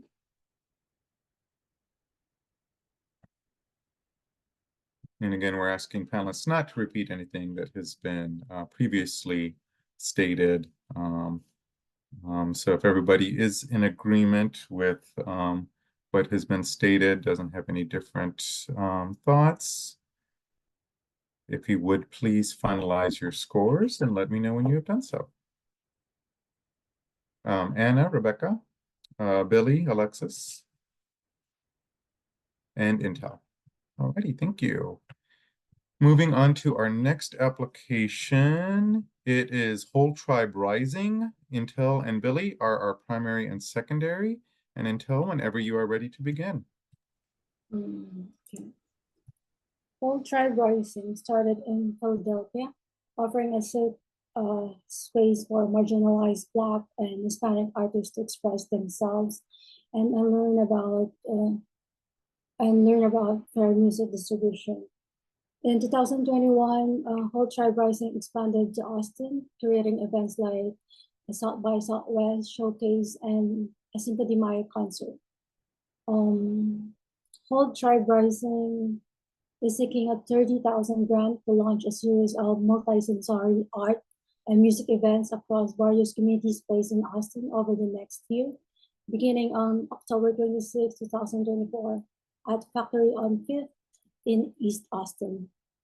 These events will feature a mix of live music, interactive art installations, dance, and multimedia exhibits aiming to create immersive experiences that celebrates the diverse cultural contribution of the community. A unique element will be in the inclusion of ice baths, symbolizing resilience and offering benefits for physical and emotional well-being. The project aims to promote equity by fairly compensating artists from marginalized backgrounds. Also, Cultural Rising will collaborate with community leaders, artists, and organizations to ensure the events are authentic, inclusive, and reflective of the community values and diversity. My comment about these proposals, I feel the whole Tribe Rising proposal could use more clarity on how it will offer long-term benefit to marginalized artists and communities beyond simply providing a platform. It will be helpful to have a more detailed and structured proposal outline the planned events, including background information on the artist and collaborators, such as statements about their experience and roles would add that, and also a portfolio showcasing previous work would also be useful in demonstrating the team's capability to deliver high quality experiences. Thank you. Secondary, Billy? Yeah, so I think the whole Tribe Rising event series is promising potential, has promising potential. It features like Intel stated, they feature a diverse mix of art forms, and but one concern for me is the ice bath experience. It just says an ice bath and how it would reconnect us and how to deal with stress, but it doesn't go into detail. And I feel like without proper safety measures in place and proper people there, you deal with a lot of things with an ice bath, from wet floor to like lowering internal body temperatures, or triggering certain disabilities with ice. That goes back to the ASL challenge that happened maybe, I don't know, 8-9 years ago. But that was my biggest concern there. I don't know how feasible that would be or what cultural significance that would have.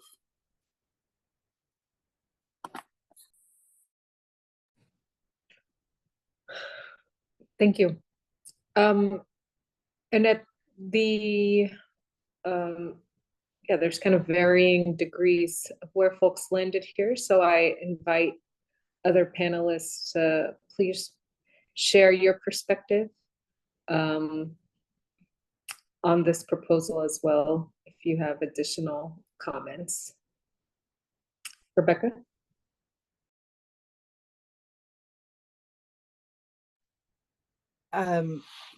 I agree that the proposal is promising, but on the whole, I found it hard to understand who the leadership was in any meaningful way. There was no sort of naming of the key individuals. It was all whole Tribe Rising. And that made it hard for me to understand exactly who was in leadership positions and how they connected with their key constituencies.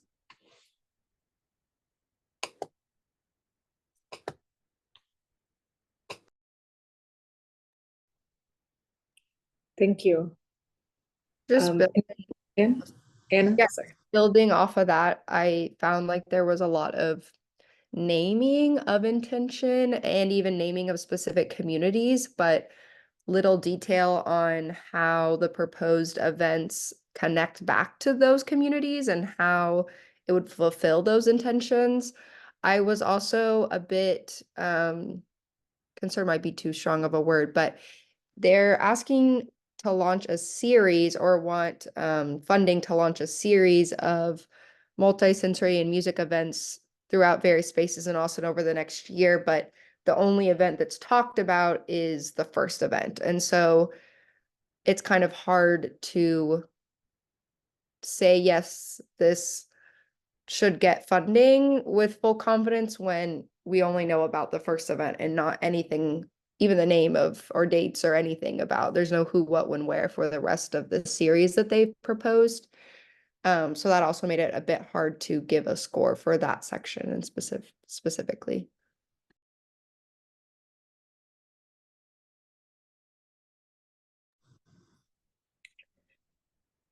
Thank you. Any other panelists, whether critiques or affirmations to share with this proposal?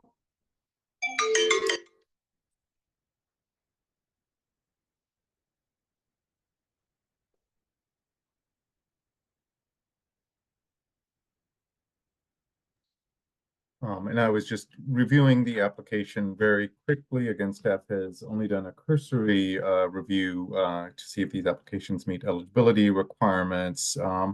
I do see in the budget and a bit in the proposed public activities, they do talk about various events.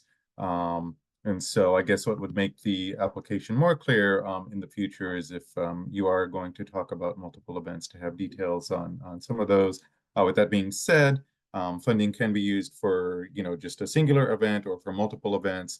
But again, the panelists are scoring the applications based on the information that is provided in the application and how it meets the review criteria. So that is why the commentary has been made. Additional comments from the panel? Anything that hasn't been stated yet? Again, like Rebecca Sanchez stated, at least with the preliminary scores, it looked like this was kind of all over the place. So any other comments? And these are preliminary scores, they can change depending on feedback from your fellow panelists, but anything else that hasn't been stated that you would like either for your fellow panelists or for the applicant to know, with a little over 2 minutes left in time to review this application.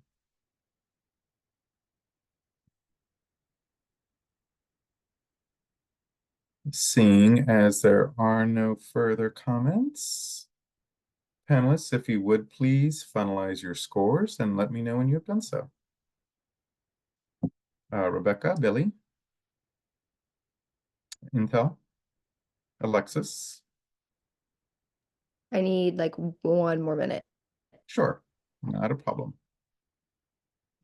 And if the applicant's watching live or if they watch a recording later, the 10-minute time is no longer going. The panelists have completed their application. They are just finalizing their scores. We finalize scores before we move on to the next application.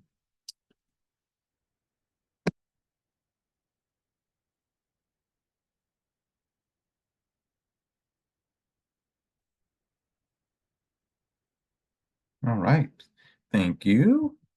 Next application up for review is the free therapy exhibition by Kaneda of Octane. Kaneda, I hope I'm pronouncing that correctly. Anna and Intel are our primary and secondary. And Anna, whenever you are ready to begin.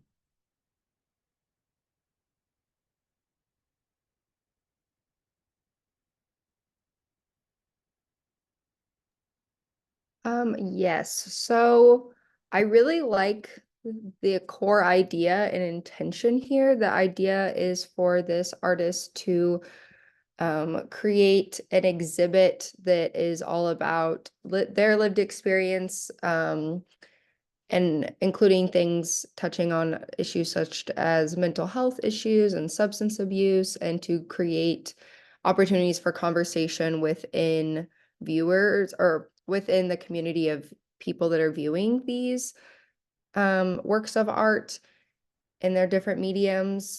I had quite a few concerns. I would say right now I have this application scored a little bit higher than average, but there was several sections of the applications that I didn't find enough information for, such as the accessibility. There was only ADA federally required, requirements that were being met. Also with the language access, it said that the conversation cue cards that are part of this exhibit will be in Spanish, but no mention of who's doing the Spanish translation. So that could, be anything from Google Translate to hiring a trained professional, and that could really impact the non-English speaking community's ability to interact and fully involve themselves in this work. See what else I have written for my notes. I think those were my main notes right now. I'll pop back in if I find anything else. Happy to hand it over to Intel. Thank you. Intel?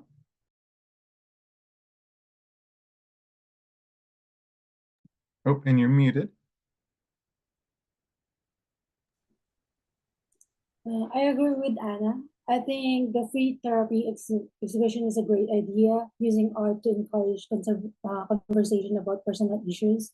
However, how well it works will depend on how comfortable the people are talking about sensitive topics. It might be helpful to include support or resources for moderating this intense discussion to make sure everyone has a safer and more positive experience.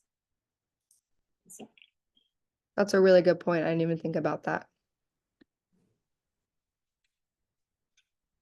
Okay, and at this point, we'd like to invite other panelists to provide additional commentary on this applicant and their proposal.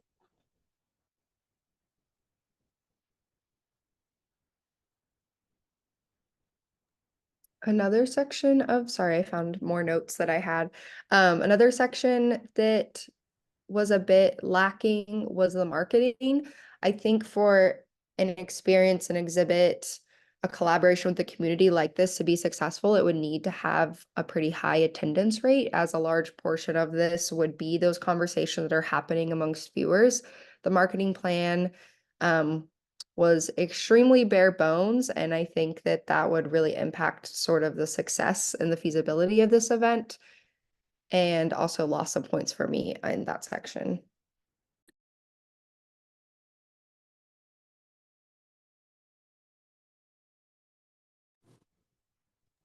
Rebecca, go ahead. Rebecca? Yeah. Sort of continuing what I think Intel or Anna already said with the language, having the Spanish, the prompt cards in both English and Spanish is a great first step, but without any idea of like, will there also be a translator or someone, if one of the conversationalists speaks English and the other one is in Spanish, they can understand the question, but then can't engage each other very well without additional support or a translator.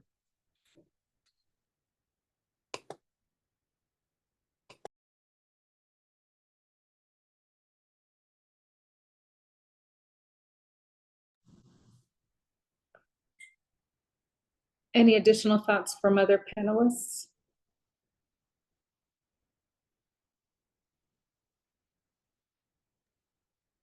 I think one more note for accessibility as well, kind of also going off of what Intel was saying, of having maybe a trained mental health support person, but also like warnings maybe for those about to enter the exhibit, as that could be very emotionally or mentally triggering or just really heavy, and maybe a spot for reflection at the end.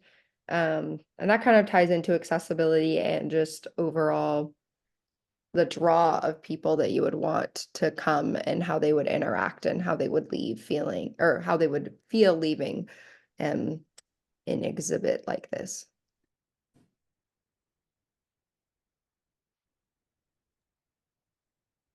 Thank you. Additional comments from the panel? Any notes you had that haven't been stated by other panelists already? If there are no further comments from the panel, if you would please finalize your scores and let me know when you have done so. Anna, Billy, Rebecca. Intel? And Alexis. Thank you. Moving on to our next application. Our next application up for review is the Mosaic Workshop. Alexis and Anna are our primary and secondary. And Alexis, whenever you're ready to begin.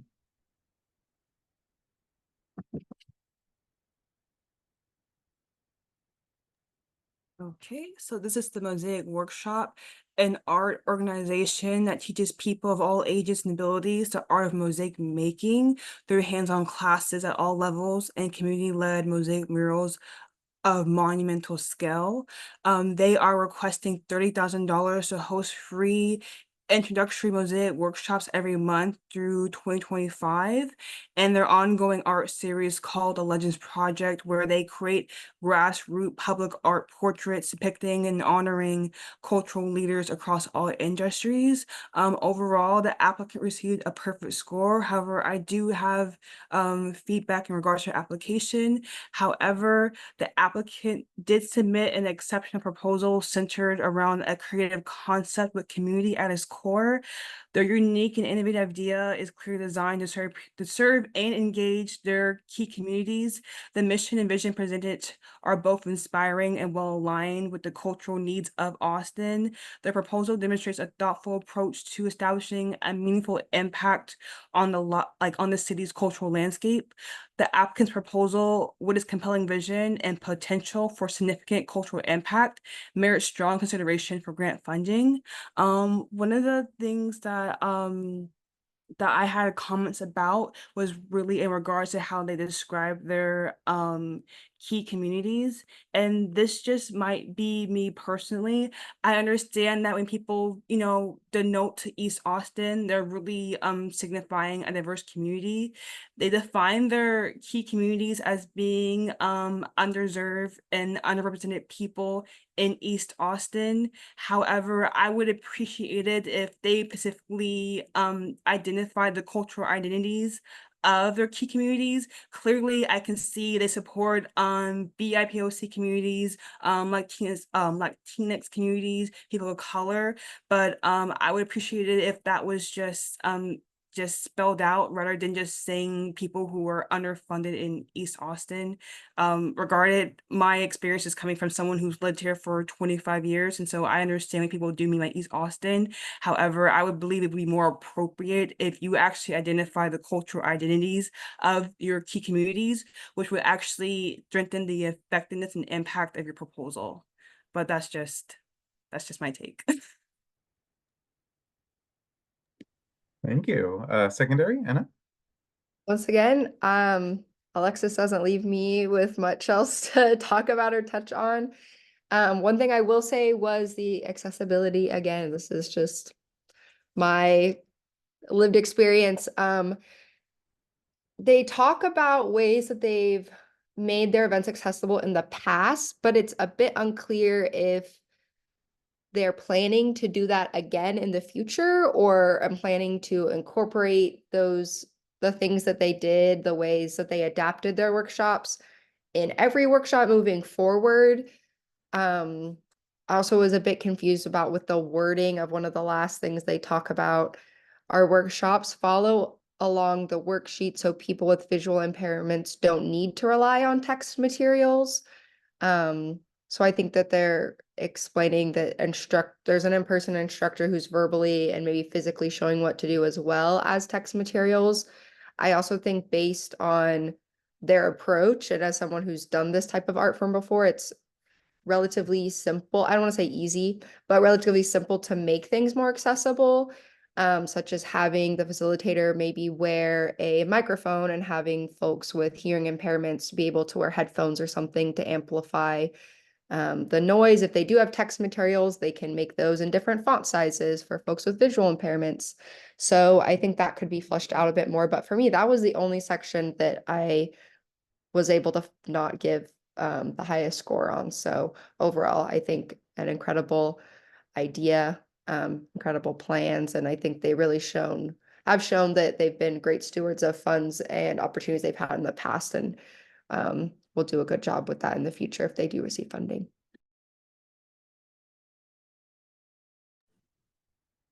Thank you for that. Would any other panelists like to provide any additional input that hasn't already been said today?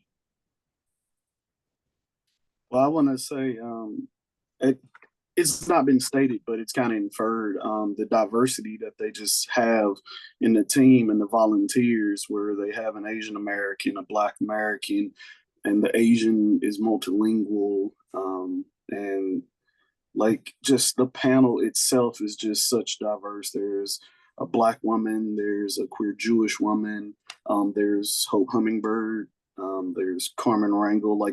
Like from what they say in my research of all these individuals, they've all like done something in the like the East Side. Like she said, they weren't super clear on the communities in the East Side, but all of them have mosaic projects on the East Side, or like they've had an event over there to where they raised money for the community over there.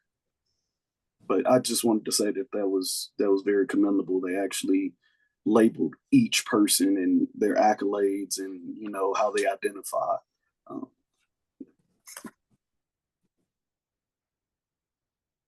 Thank you.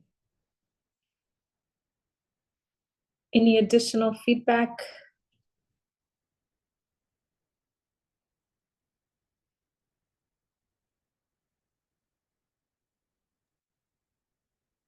I'm not seeing anyone move. According to the preliminary scores, y'all all were pretty similar on this application, but any additional comments, either for your fellow panelists or for the applicant, that has not already been stated that you would like to share? If not, if you would please finalize your scores and let me know when you have done so.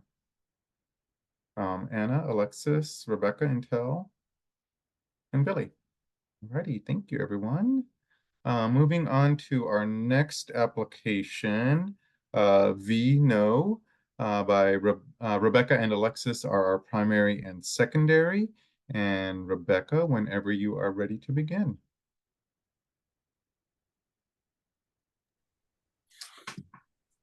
So this application is for V No, and the proposed activity is an exhibit at the Doherty Art Center called What Lingers in Our Bones.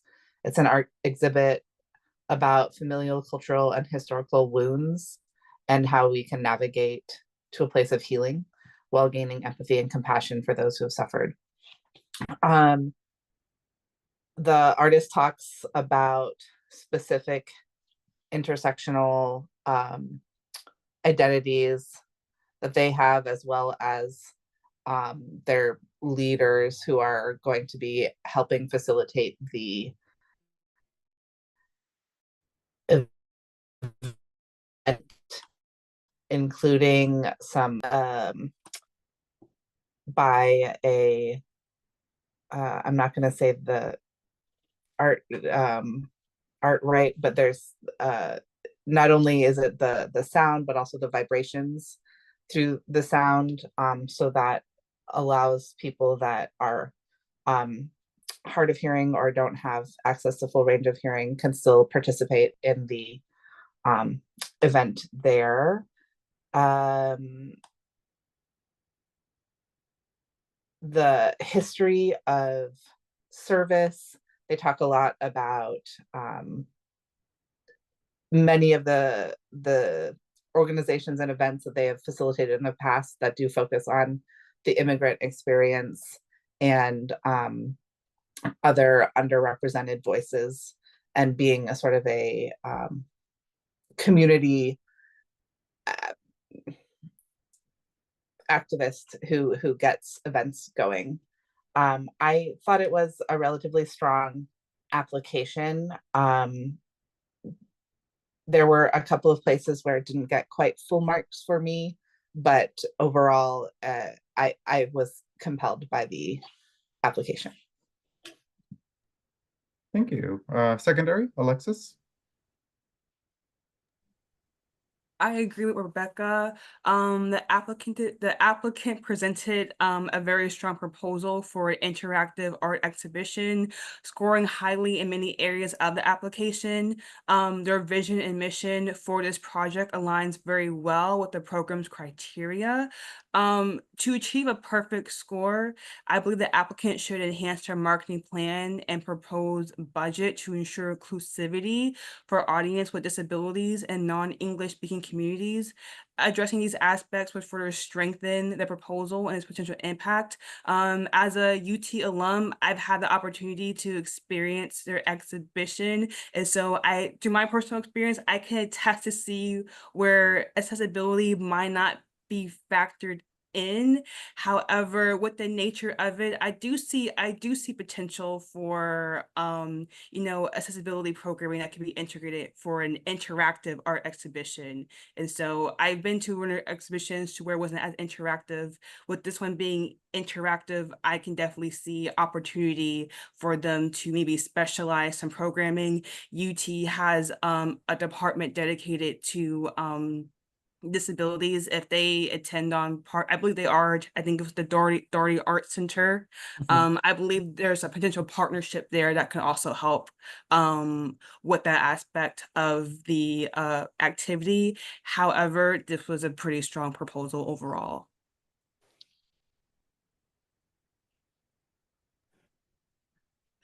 Thank you. Yeah, if you had some to these scores, just a little bit of a range here. So if you feel like maybe you have some additional commentary to provide either to the applicant or to fellow panelists as you read through this proposal, I invite you to share.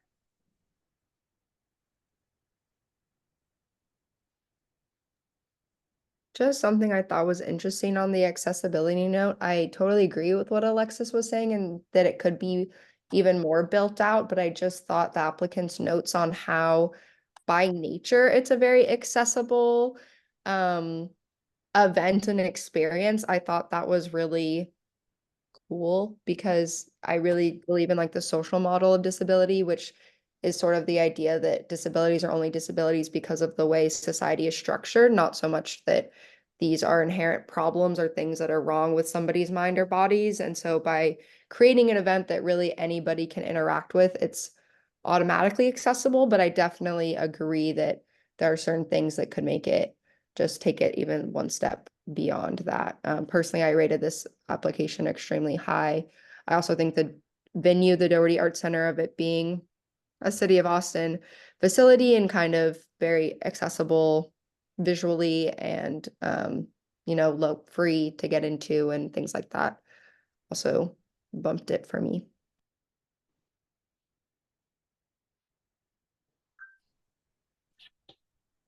Thank you. Any additional commentary? Alexis? Yeah, I just want to confirm something. So I just want to make sure what about the concerns of the Doherty Art Center. I'm probably saying that name wrong. I know my university is affiliated with it, but it's not located on campus. However, with the university's affiliation with the art center and then also the applicant's affiliation with the university, I can see a potential partnership in terms of getting the right accessibility services for this event. And so just in case the applicant is watching, I just want to ensure that there is a potential to explore other ways to incorporate accessibility programming. So yeah.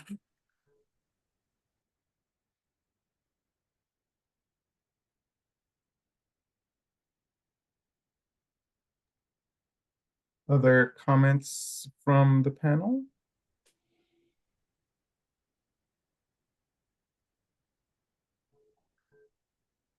If there are no additional comments that haven't been stated already, or differing opinions, seeing as there are none, if you would please, panelists, finalize your scores and let us know when you've done so. Billy, Alexis, Anna, Intel. and Rebecca. All right, and we are scheduled for a break. I believe we're pretty much on schedule. All righty, great. And we are back from our break. Our next application up for review is Build Your Own Dreams. Billy and Rebecca are our primary and secondary. And Billy, whenever you are ready to begin.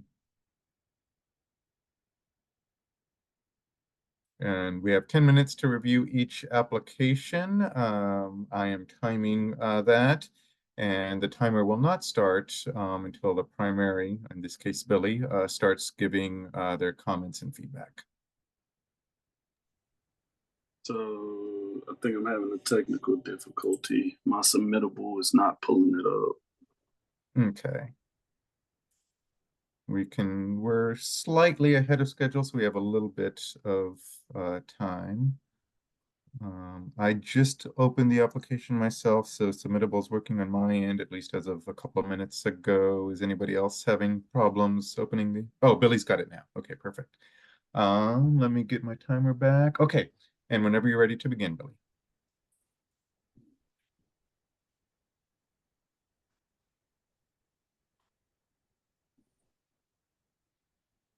So the Build Your Own Dream Foundation is,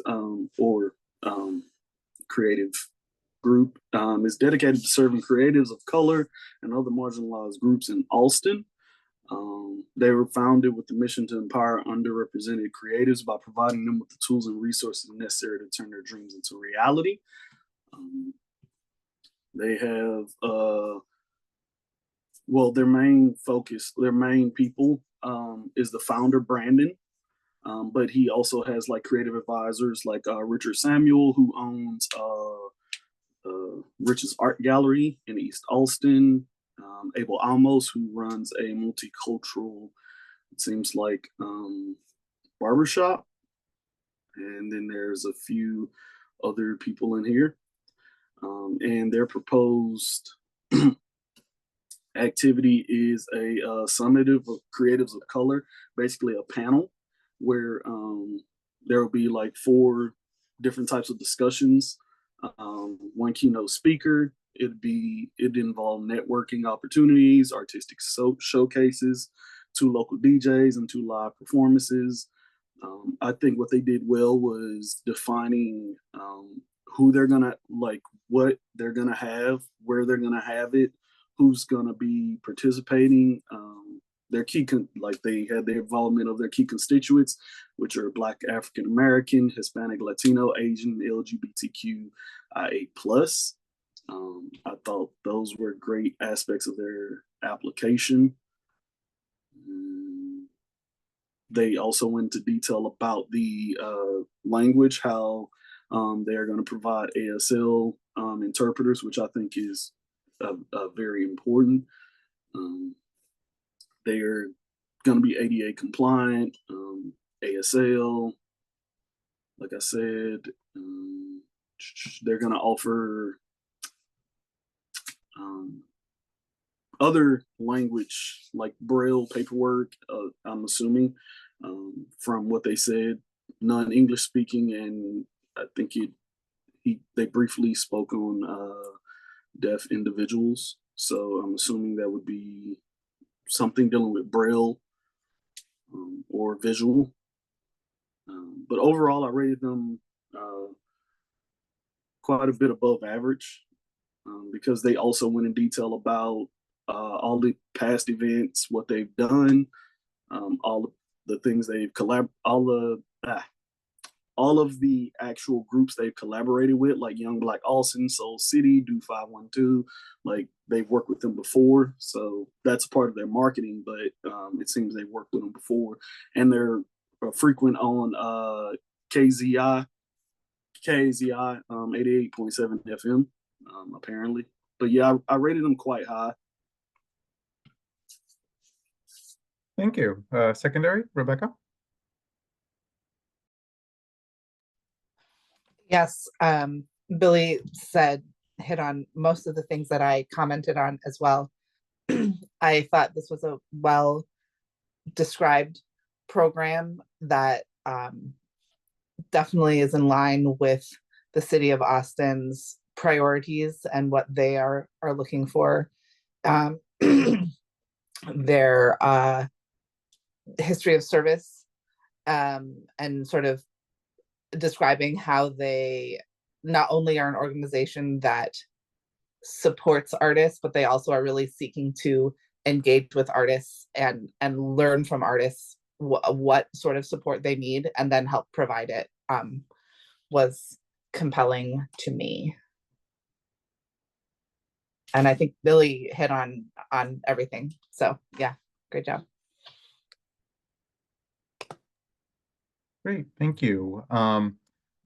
Staff has done a preliminary review of all applications just to determine if they meet eligibility. So basing, on what Billy was saying about the marketing materials, looking in their application for their language accessibility, they do talk about translated materials. All event materials will be translated into Spanish and available in digital and printed formats. We will also consider providing materials in other languages based on the needs of our participants. So I think that's what Billy was getting at, that it's admirable that they're doing that, but the specificity that maybe he was looking for was not there. So I think that was the gist of that comment. So just kind of clarifying that a bit for the applicant if they're watching live or watching the recording later. With that being said, comments from other panelists.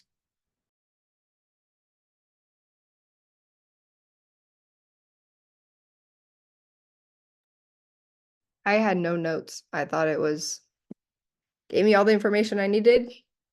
Great job. That's all I have to say.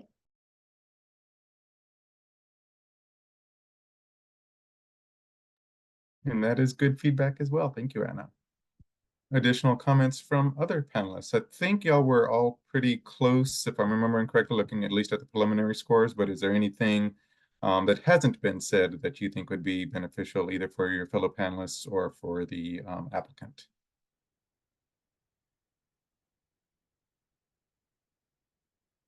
Seeing as there are no additional comments, if the panelists will please finalize their scores and let me know when you have done so. Rebecca, Billy, okay, everybody. All right, thank you, y'all. We'll move on to the next application, and that is Jace Tavares. Intel and Billy are our primary and secondary. And Intel, whenever you're ready to begin. Jace Tavares' proposal is organizing concerts to connect with the community and bring people together. He holds the decision-making power, but bases his creativity on the people's experiences. The concerts will provide jobs and social events aiming to unite the community. My comment, I think the music in this proposal is great, but the applicant needs to submit a clear project proposal.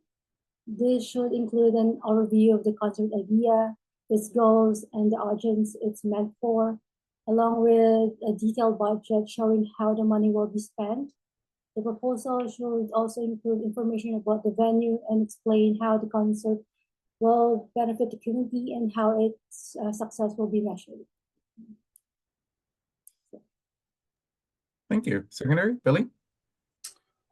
Yes, this application, I tried to be as objective as possible when scoring it, even trying to find a set individual themselves to do that research on them and what they've done. But my review is, it has quite a few critical issues. Responses are quite vague, lacking specific details and actionable plans, particularly regarding intersectionality, accessibility, marketing strategies. The budget was filled out, but it was like double filled out without that detail. I'm not sure what that money could be allocated to.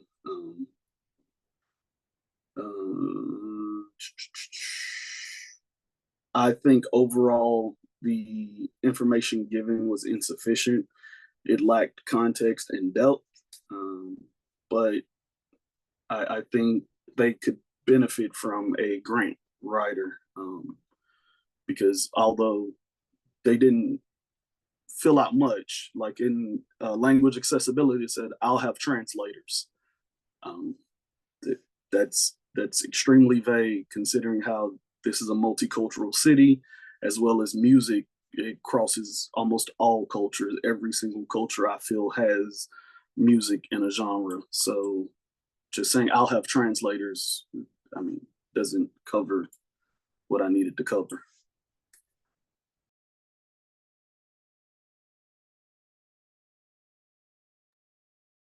Looking at their budget real quick after that comment. So the budget lists expense amounts in the left-hand column, and then, or in one of the columns, and then lists expense amounts in the other comment, but no description of how those numbers were arrived at are given. So I think that's what the comment about it being doubled was meant to convey. With that being said, comments from other panelists?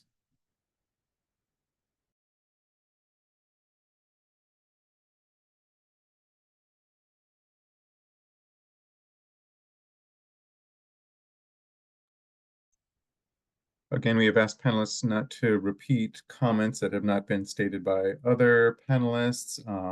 Looking at y'all's preliminary scores, it looks like everybody's in the same general range on this application, but any additional feedback you'd like to provide, or anything that hasn't been stated yet that you would like to state? Just if the applicant is watching and they may speak Spanish, there is, as was mentioned, I think in one of our previous sessions, but the application is available in Spanish if next year they would like to reapply, and that might be more accessible for them. Yep, that is helpful information. I just want to steer clear from making assumptions of the information here or lack of information here, but additional resources for fulfilling out the application are available, including in Spanish. And I don't know if the city of Austin wants to name off other resources for that. Yes, we do, both for the applicant and for the panelists, we do have optional application workshops that applicants can attend. They are not required to do so, but we do have those resources available. Staff is also available to answer questions, review applications. We always give the caveat that the panelists may have a different take than what staff will have, but we are happy to look at those items. We have Spanish language assistance available. American Sign Language, we've had assistance with that in other languages. We can accommodate if we receive those requests. As Rebecca said, we don't want to make assumptions on what the language is, but we do have a variety of different application assistance opportunities in various languages. With that being said, any other comments from the panel?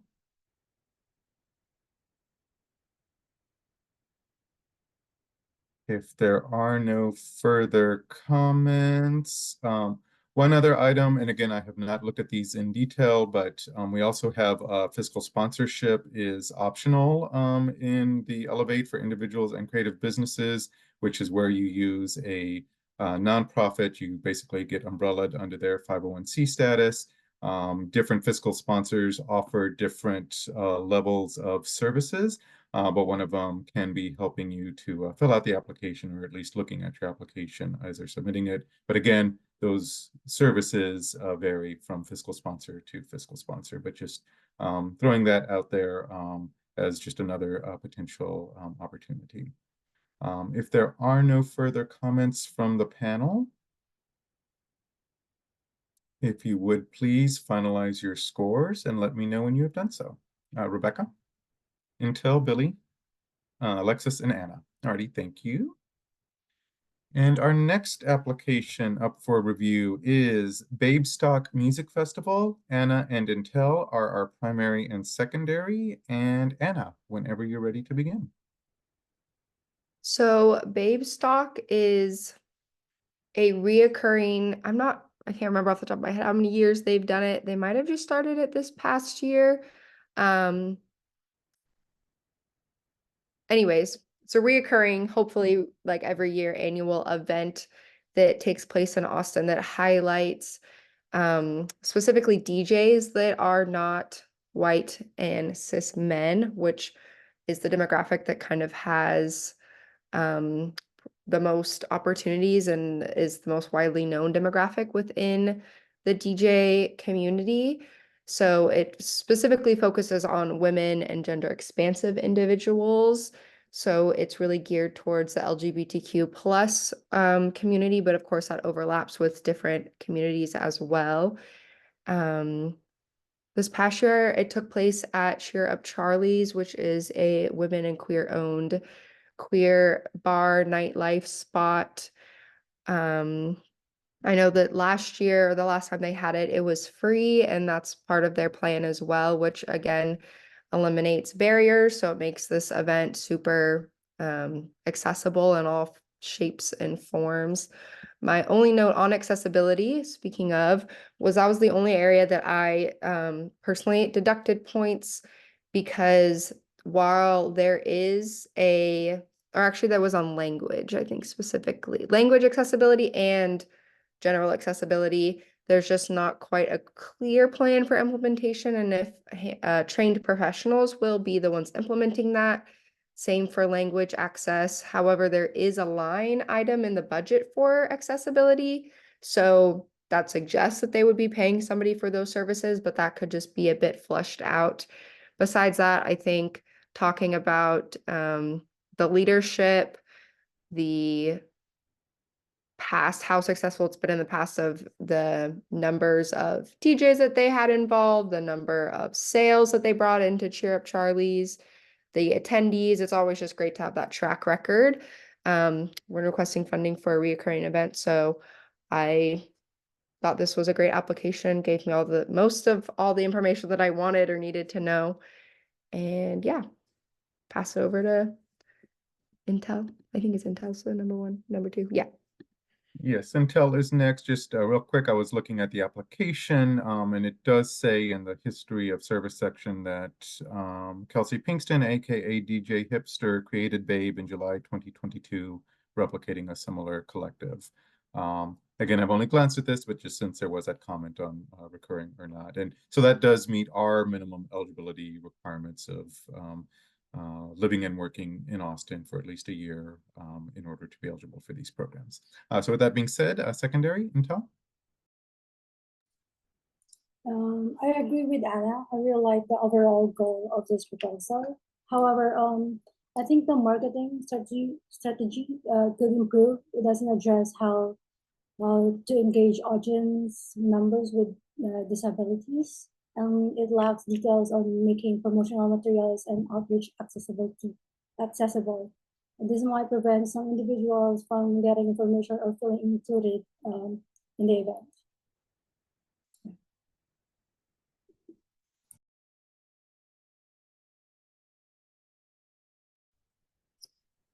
All right, would any other panelists like to provide any additional commentary on this proposal?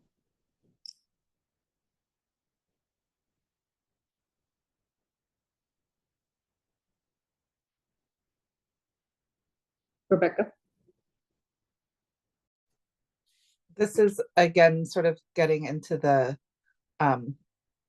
nitpicky, but I think because it's such a strong overall proposal, we can get into the nitpicky, but they talk about having a bilingual MC as part of their language accessibility, but they don't list that in their artist or accessibility line in the budget. So just a little bit of disconnect between what they're talking about and sort of what is being reflected in the budget. I don't think that really impacted my score, but just sort of making sure that the budget or the proposal is all in sync through all of the sections would be helpful.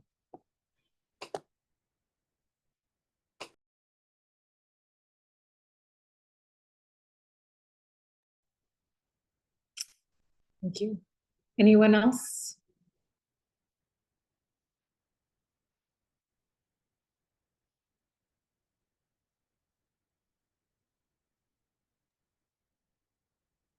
If there are no additional comments, anything, notes that you had or feedback for the applicant that hasn't been stated by any of your fellow panelists already?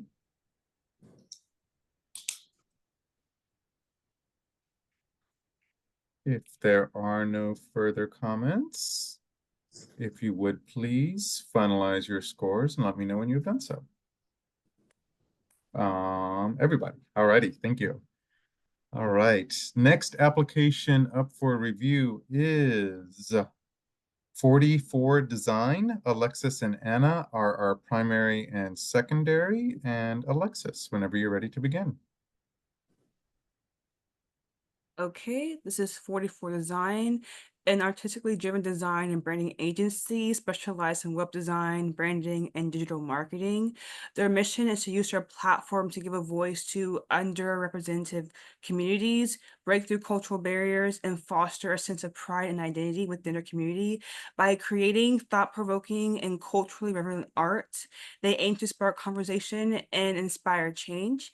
They are requesting 30,000 to create a series of mini murals in low income and highly populated areas, predominantly inhabited by minorities.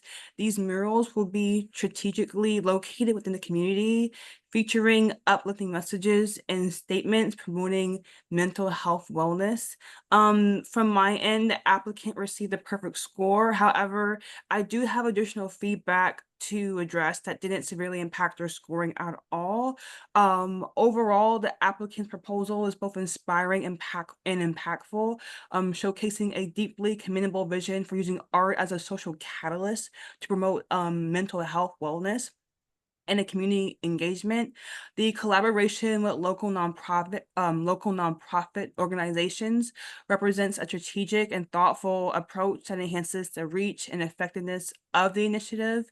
The concept of creating mini murals in low-income minority majority areas is brilliant, as it blends vibrant public art with uplifting messages to address mental health and foster community pride. The inclusion of Spanish and the affirmative messages ensures accessibility and inclusivity, further demonstrating the applicant's commitment to equity. The planned community involvement in both the creation and unveiling of these murals is a powerful method for instilling a deep sense of ownership and connection among residents. By integrating local vendors and partners and providing a platform for organizational speakers, the project not only enriches access to wellness resources, but also ensures that the initiative is deeply rooted in and responsive to the needs of the Hispanic and Latino communities.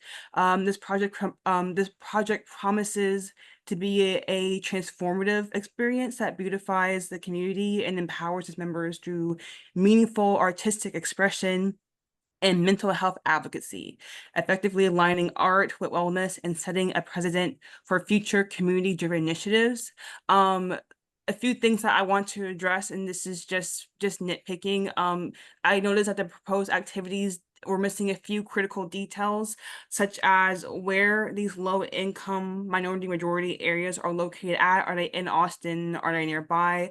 I would like to know which areas they're addressing, just so I can confirm that, yes, these are low-income minority majority areas. And then the timeline in regards to the creation, the development, and presentation of these mini murals. Thank you. Secondary? I believe that was Anna. Yeah, Yes. Alexis makes my job easy. She said everything and more than I could have said, so I don't have anything to add.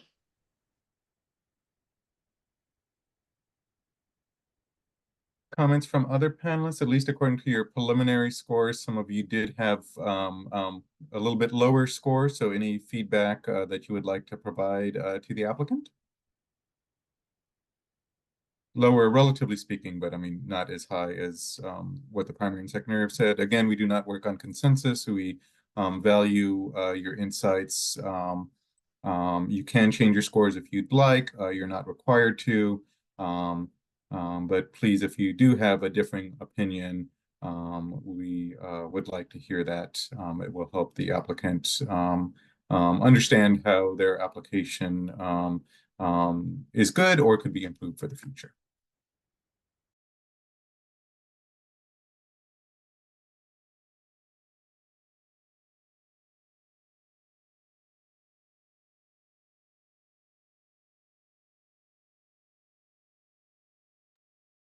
And I know Alexis did provide some feedback, but is there any additional feedback not already dated that you would like to provide?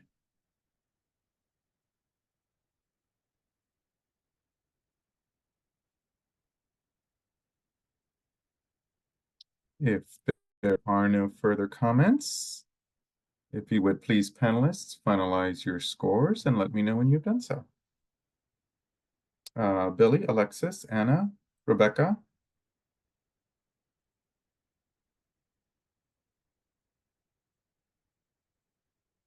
And Intel. Alrighty, thank you, everyone. We will move on to our next application, which is Coco Coquettes Monster Parade and Ball. Anna has a conflict, so we'll be turning their camera off and muting their microphone. We will not invite Anna back until the scores are finalized on this application. And our primary and secondary are Rebecca and Alexis. And Rebecca, whenever you are ready to begin.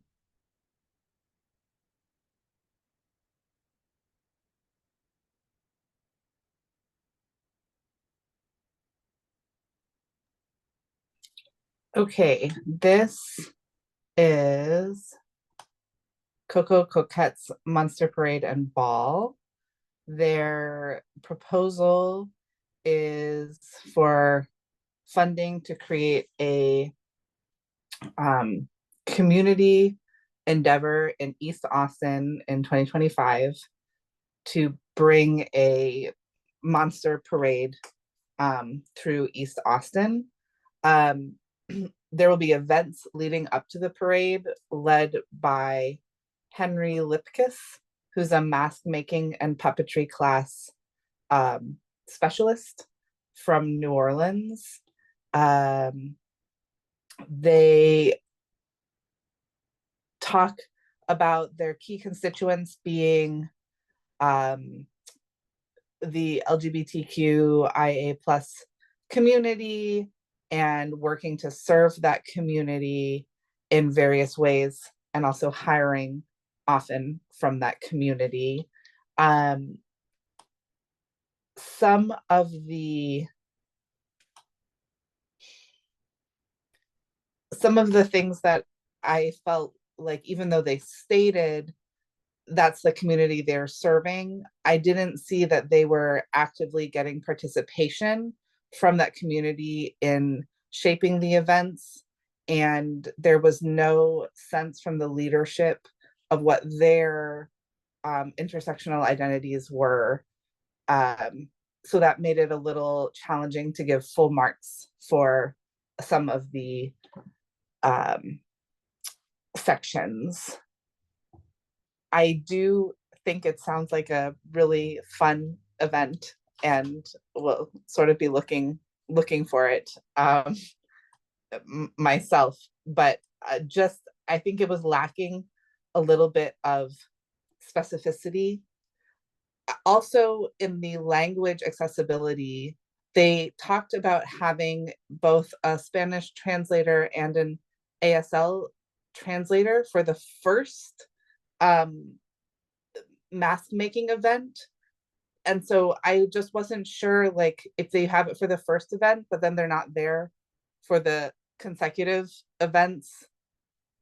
That seemed like a little bit of a disconnect, unless, you know, I couldn't quite tell if it was like an ongoing art project that you would continue over 5 weeks, or if each one was a contained sort of class. So that made it a little hard to judge exactly what was going on there. So yeah. Thank you. Secondary, Alexis? I agree with the feedback presented by Rebecca. And just to reiterate, the applicant, they put forward a very distinctive and well-conceived proposal with a clear focus and vision. However, there were some areas that needed additional detailed information. For example, in regards to their key communities, they mentioned the Latinx and Hispanic community being one of their target communities. However, their focus throughout the entire application was really more focused on the LGBTQ community and those that were going through body dysmorphia, and also those that were going through chemo treatment and they were experiencing complications regarding their body image. There wasn't any specific information in regards to how the Hispanic and Latinx community is active participants of this project. And so my only feedback to them is that when it comes to listing your key communities, if they are involved, you want to like illustrate to us why they're important in your project and how you're supporting them. The focus was really more oriented on the LGBTQ community. And so I suggested maybe they just focus on that because they had a very strong mission and vision in regards to that community, in contrast to a cultural community like the Latinx and Hispanic community.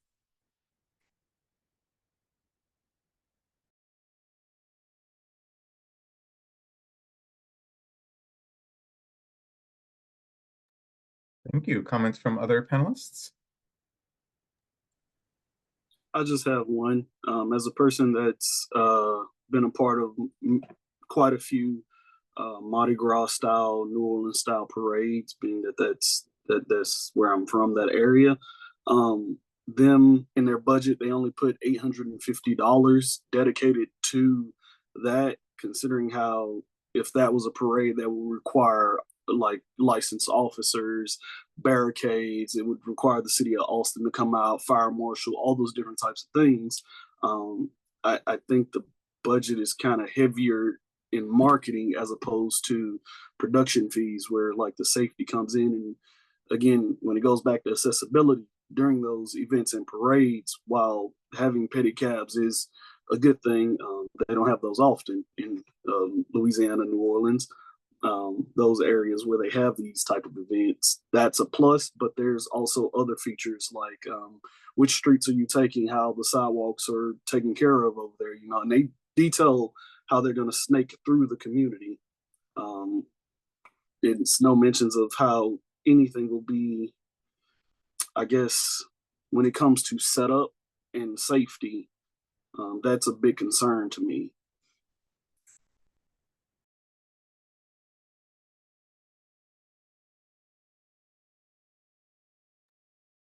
Comments from other panelists?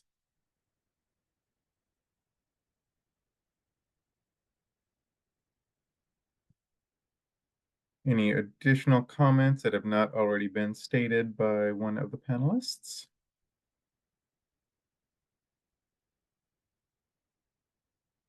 Seeing as there are no additional comments, if you would please finalize your scores and let me know when you've done so.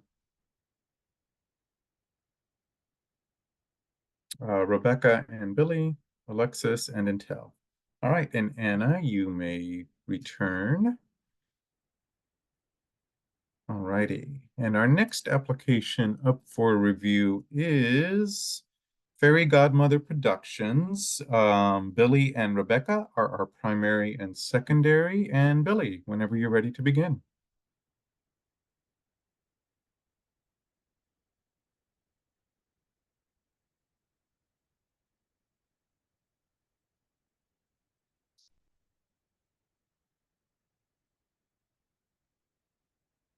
And while Billy's pulling that up, I forgot to mention the ninja part in their name. So this is Fairy Godmother Ninja Productions. Billy is our primary, and the timer will start whenever Billy starts giving his comments.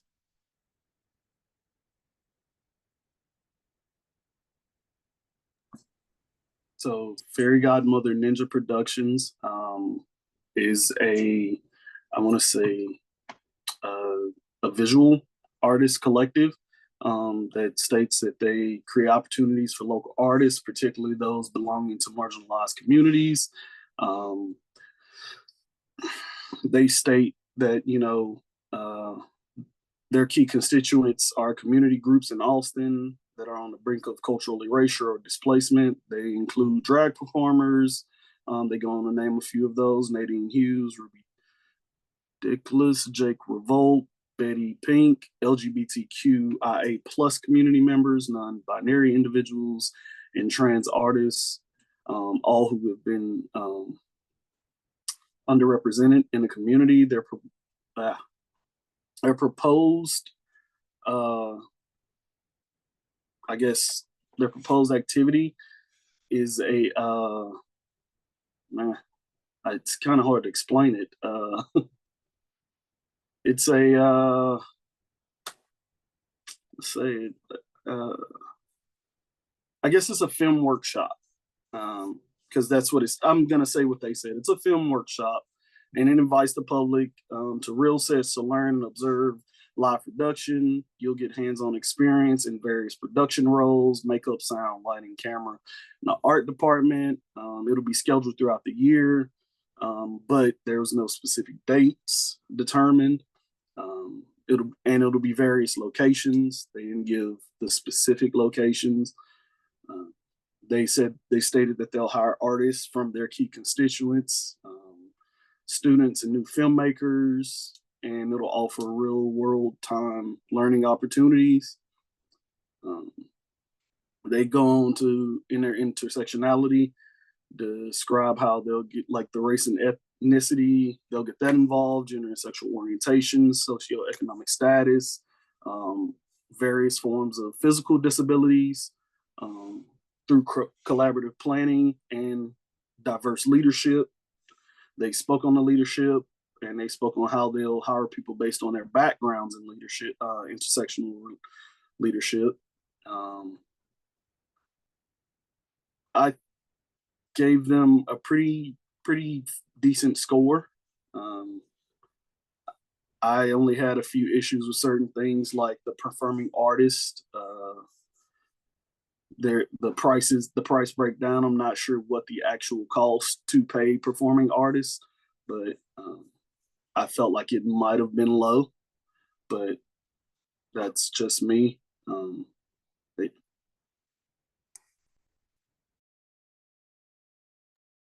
Thank you. Before we move on to our secondary, I think that's a good kind of comment in general about the budget, but we just want to be careful, in considering equity. What may be low for, one applicant, maybe a higher amount of money or a larger amount of money for another. So just keep that in mind as you're scoring your applications.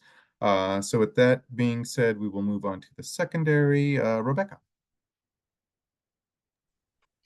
Thanks. I felt similar to Billy. I think reading through this, one area that I felt, again, reading through the whole application, I was able to sort of get a sense of the intersectional representation, but it wasn't always clearly stated in the leadership and who exactly they were targeting for these workshops, and how that all worked, like how it wasn't clear to me like how they were marketing these workshops to then get applications, or like who could gain access to be a part of this workshop. So I think it's a great opportunity, and I think there is a lot of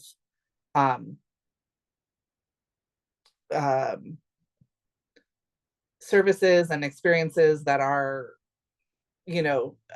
barred to a lot of communities that this production and this workshop would give access to. I just think there was some specifics and detail that was hard to glean and could have been more clearly stated.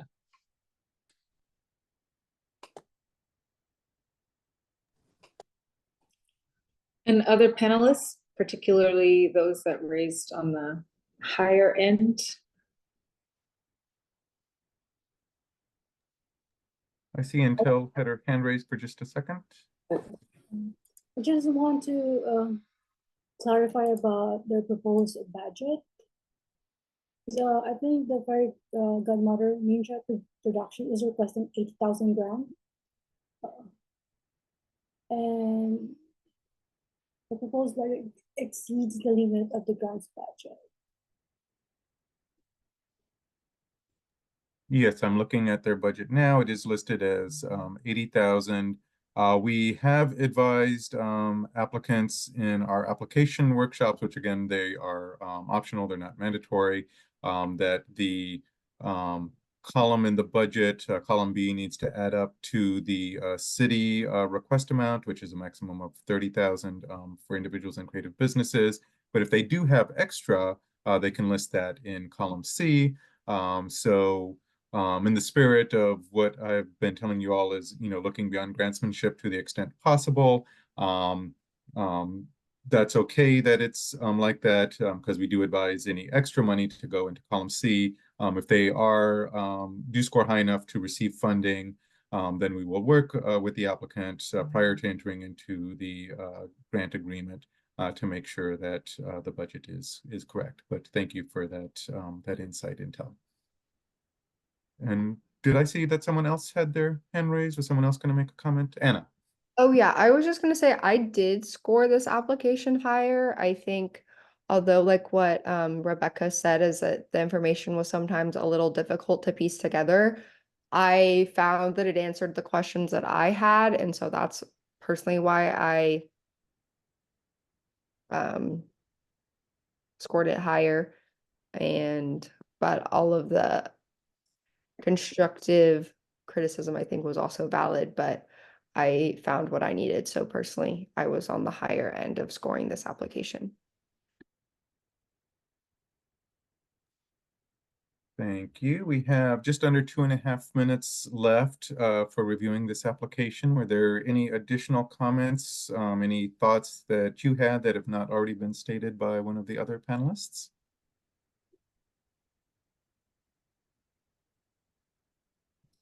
Seeing as there are none, if you would please, panelists, finalize your scores and let me know when you have done so. Billy, Rebecca, Intel, Anna, and Alexis. All right, and we are a little bit ahead of schedule. We have one more application to review. I see one of our participants has been here for a while. I don't know if they're affiliated with our final application to be reviewed, but let's go ahead and move on to that unless the panel feels like they need a break. No, we're good? Okay, so this will be our final application to be reviewed today, and that is Bibliographia Art Projects. Intel and Billy are our primary and secondary, and Intel, whenever you're ready to begin.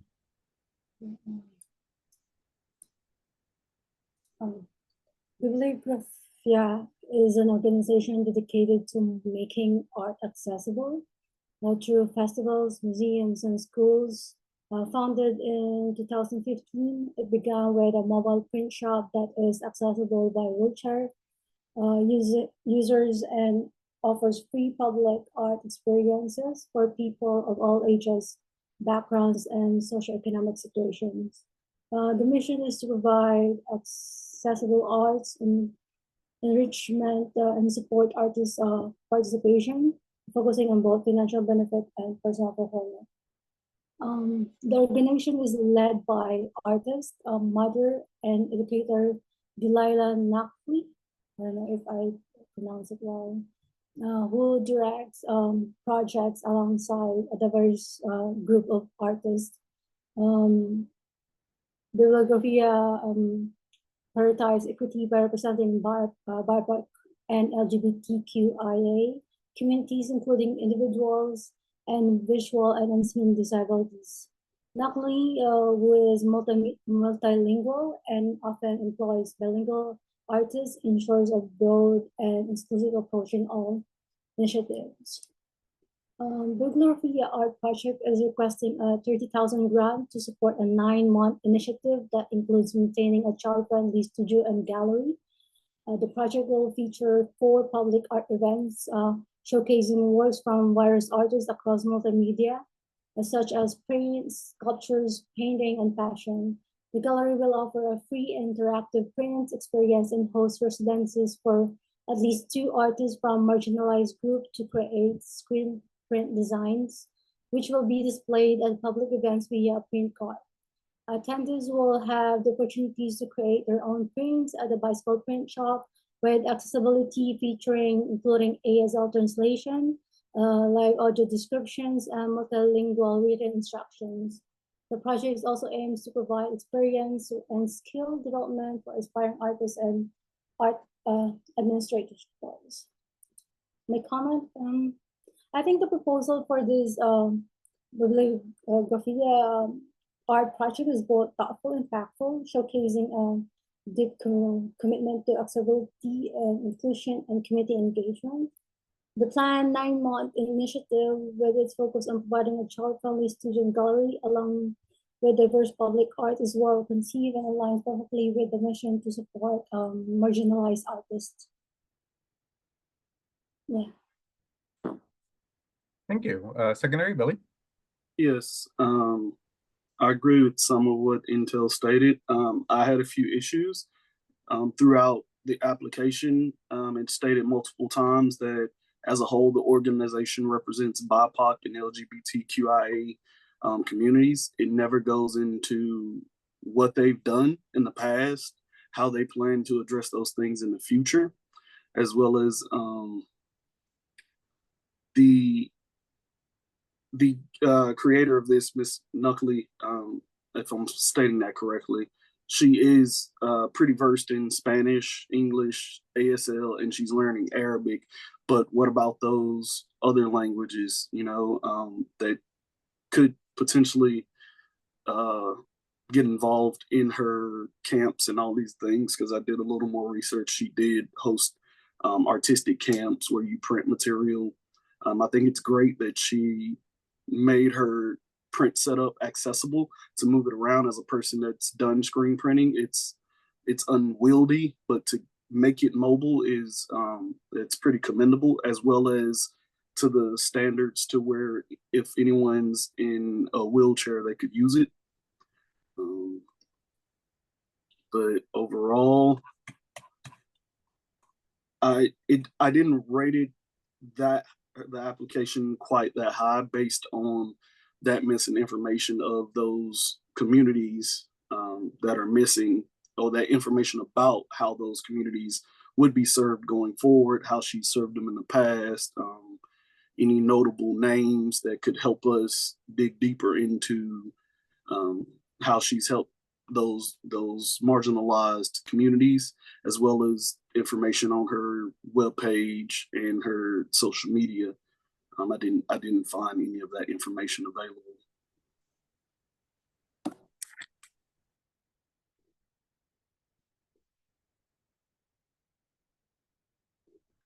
Thank you. Comments from other panelists?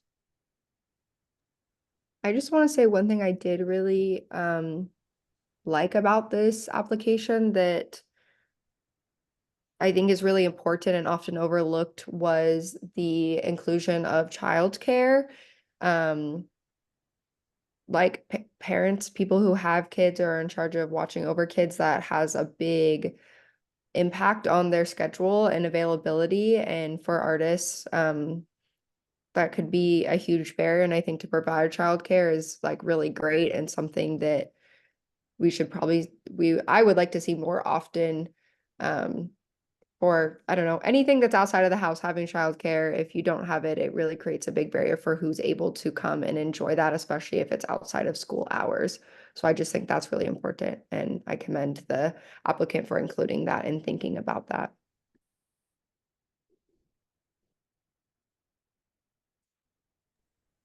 Thank you. Other comments? I can't tell if you just came off a mute or not. I didn't know if you had anything or if you just hadn't muted. No? Okay. Other comments, anything that, any notes or thoughts that you had that haven't been covered by other panelists already? Or anything you'd like to reiterate?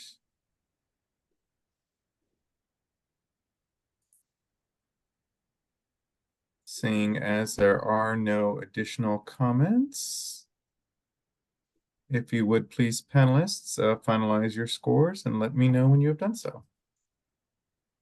Anna, Billy, Intel, Rebecca, and Alexis. All right. And that concludes our review panel for the day. That was Individuals and Creative Businesses panel number 2. And so we will stop the recording now.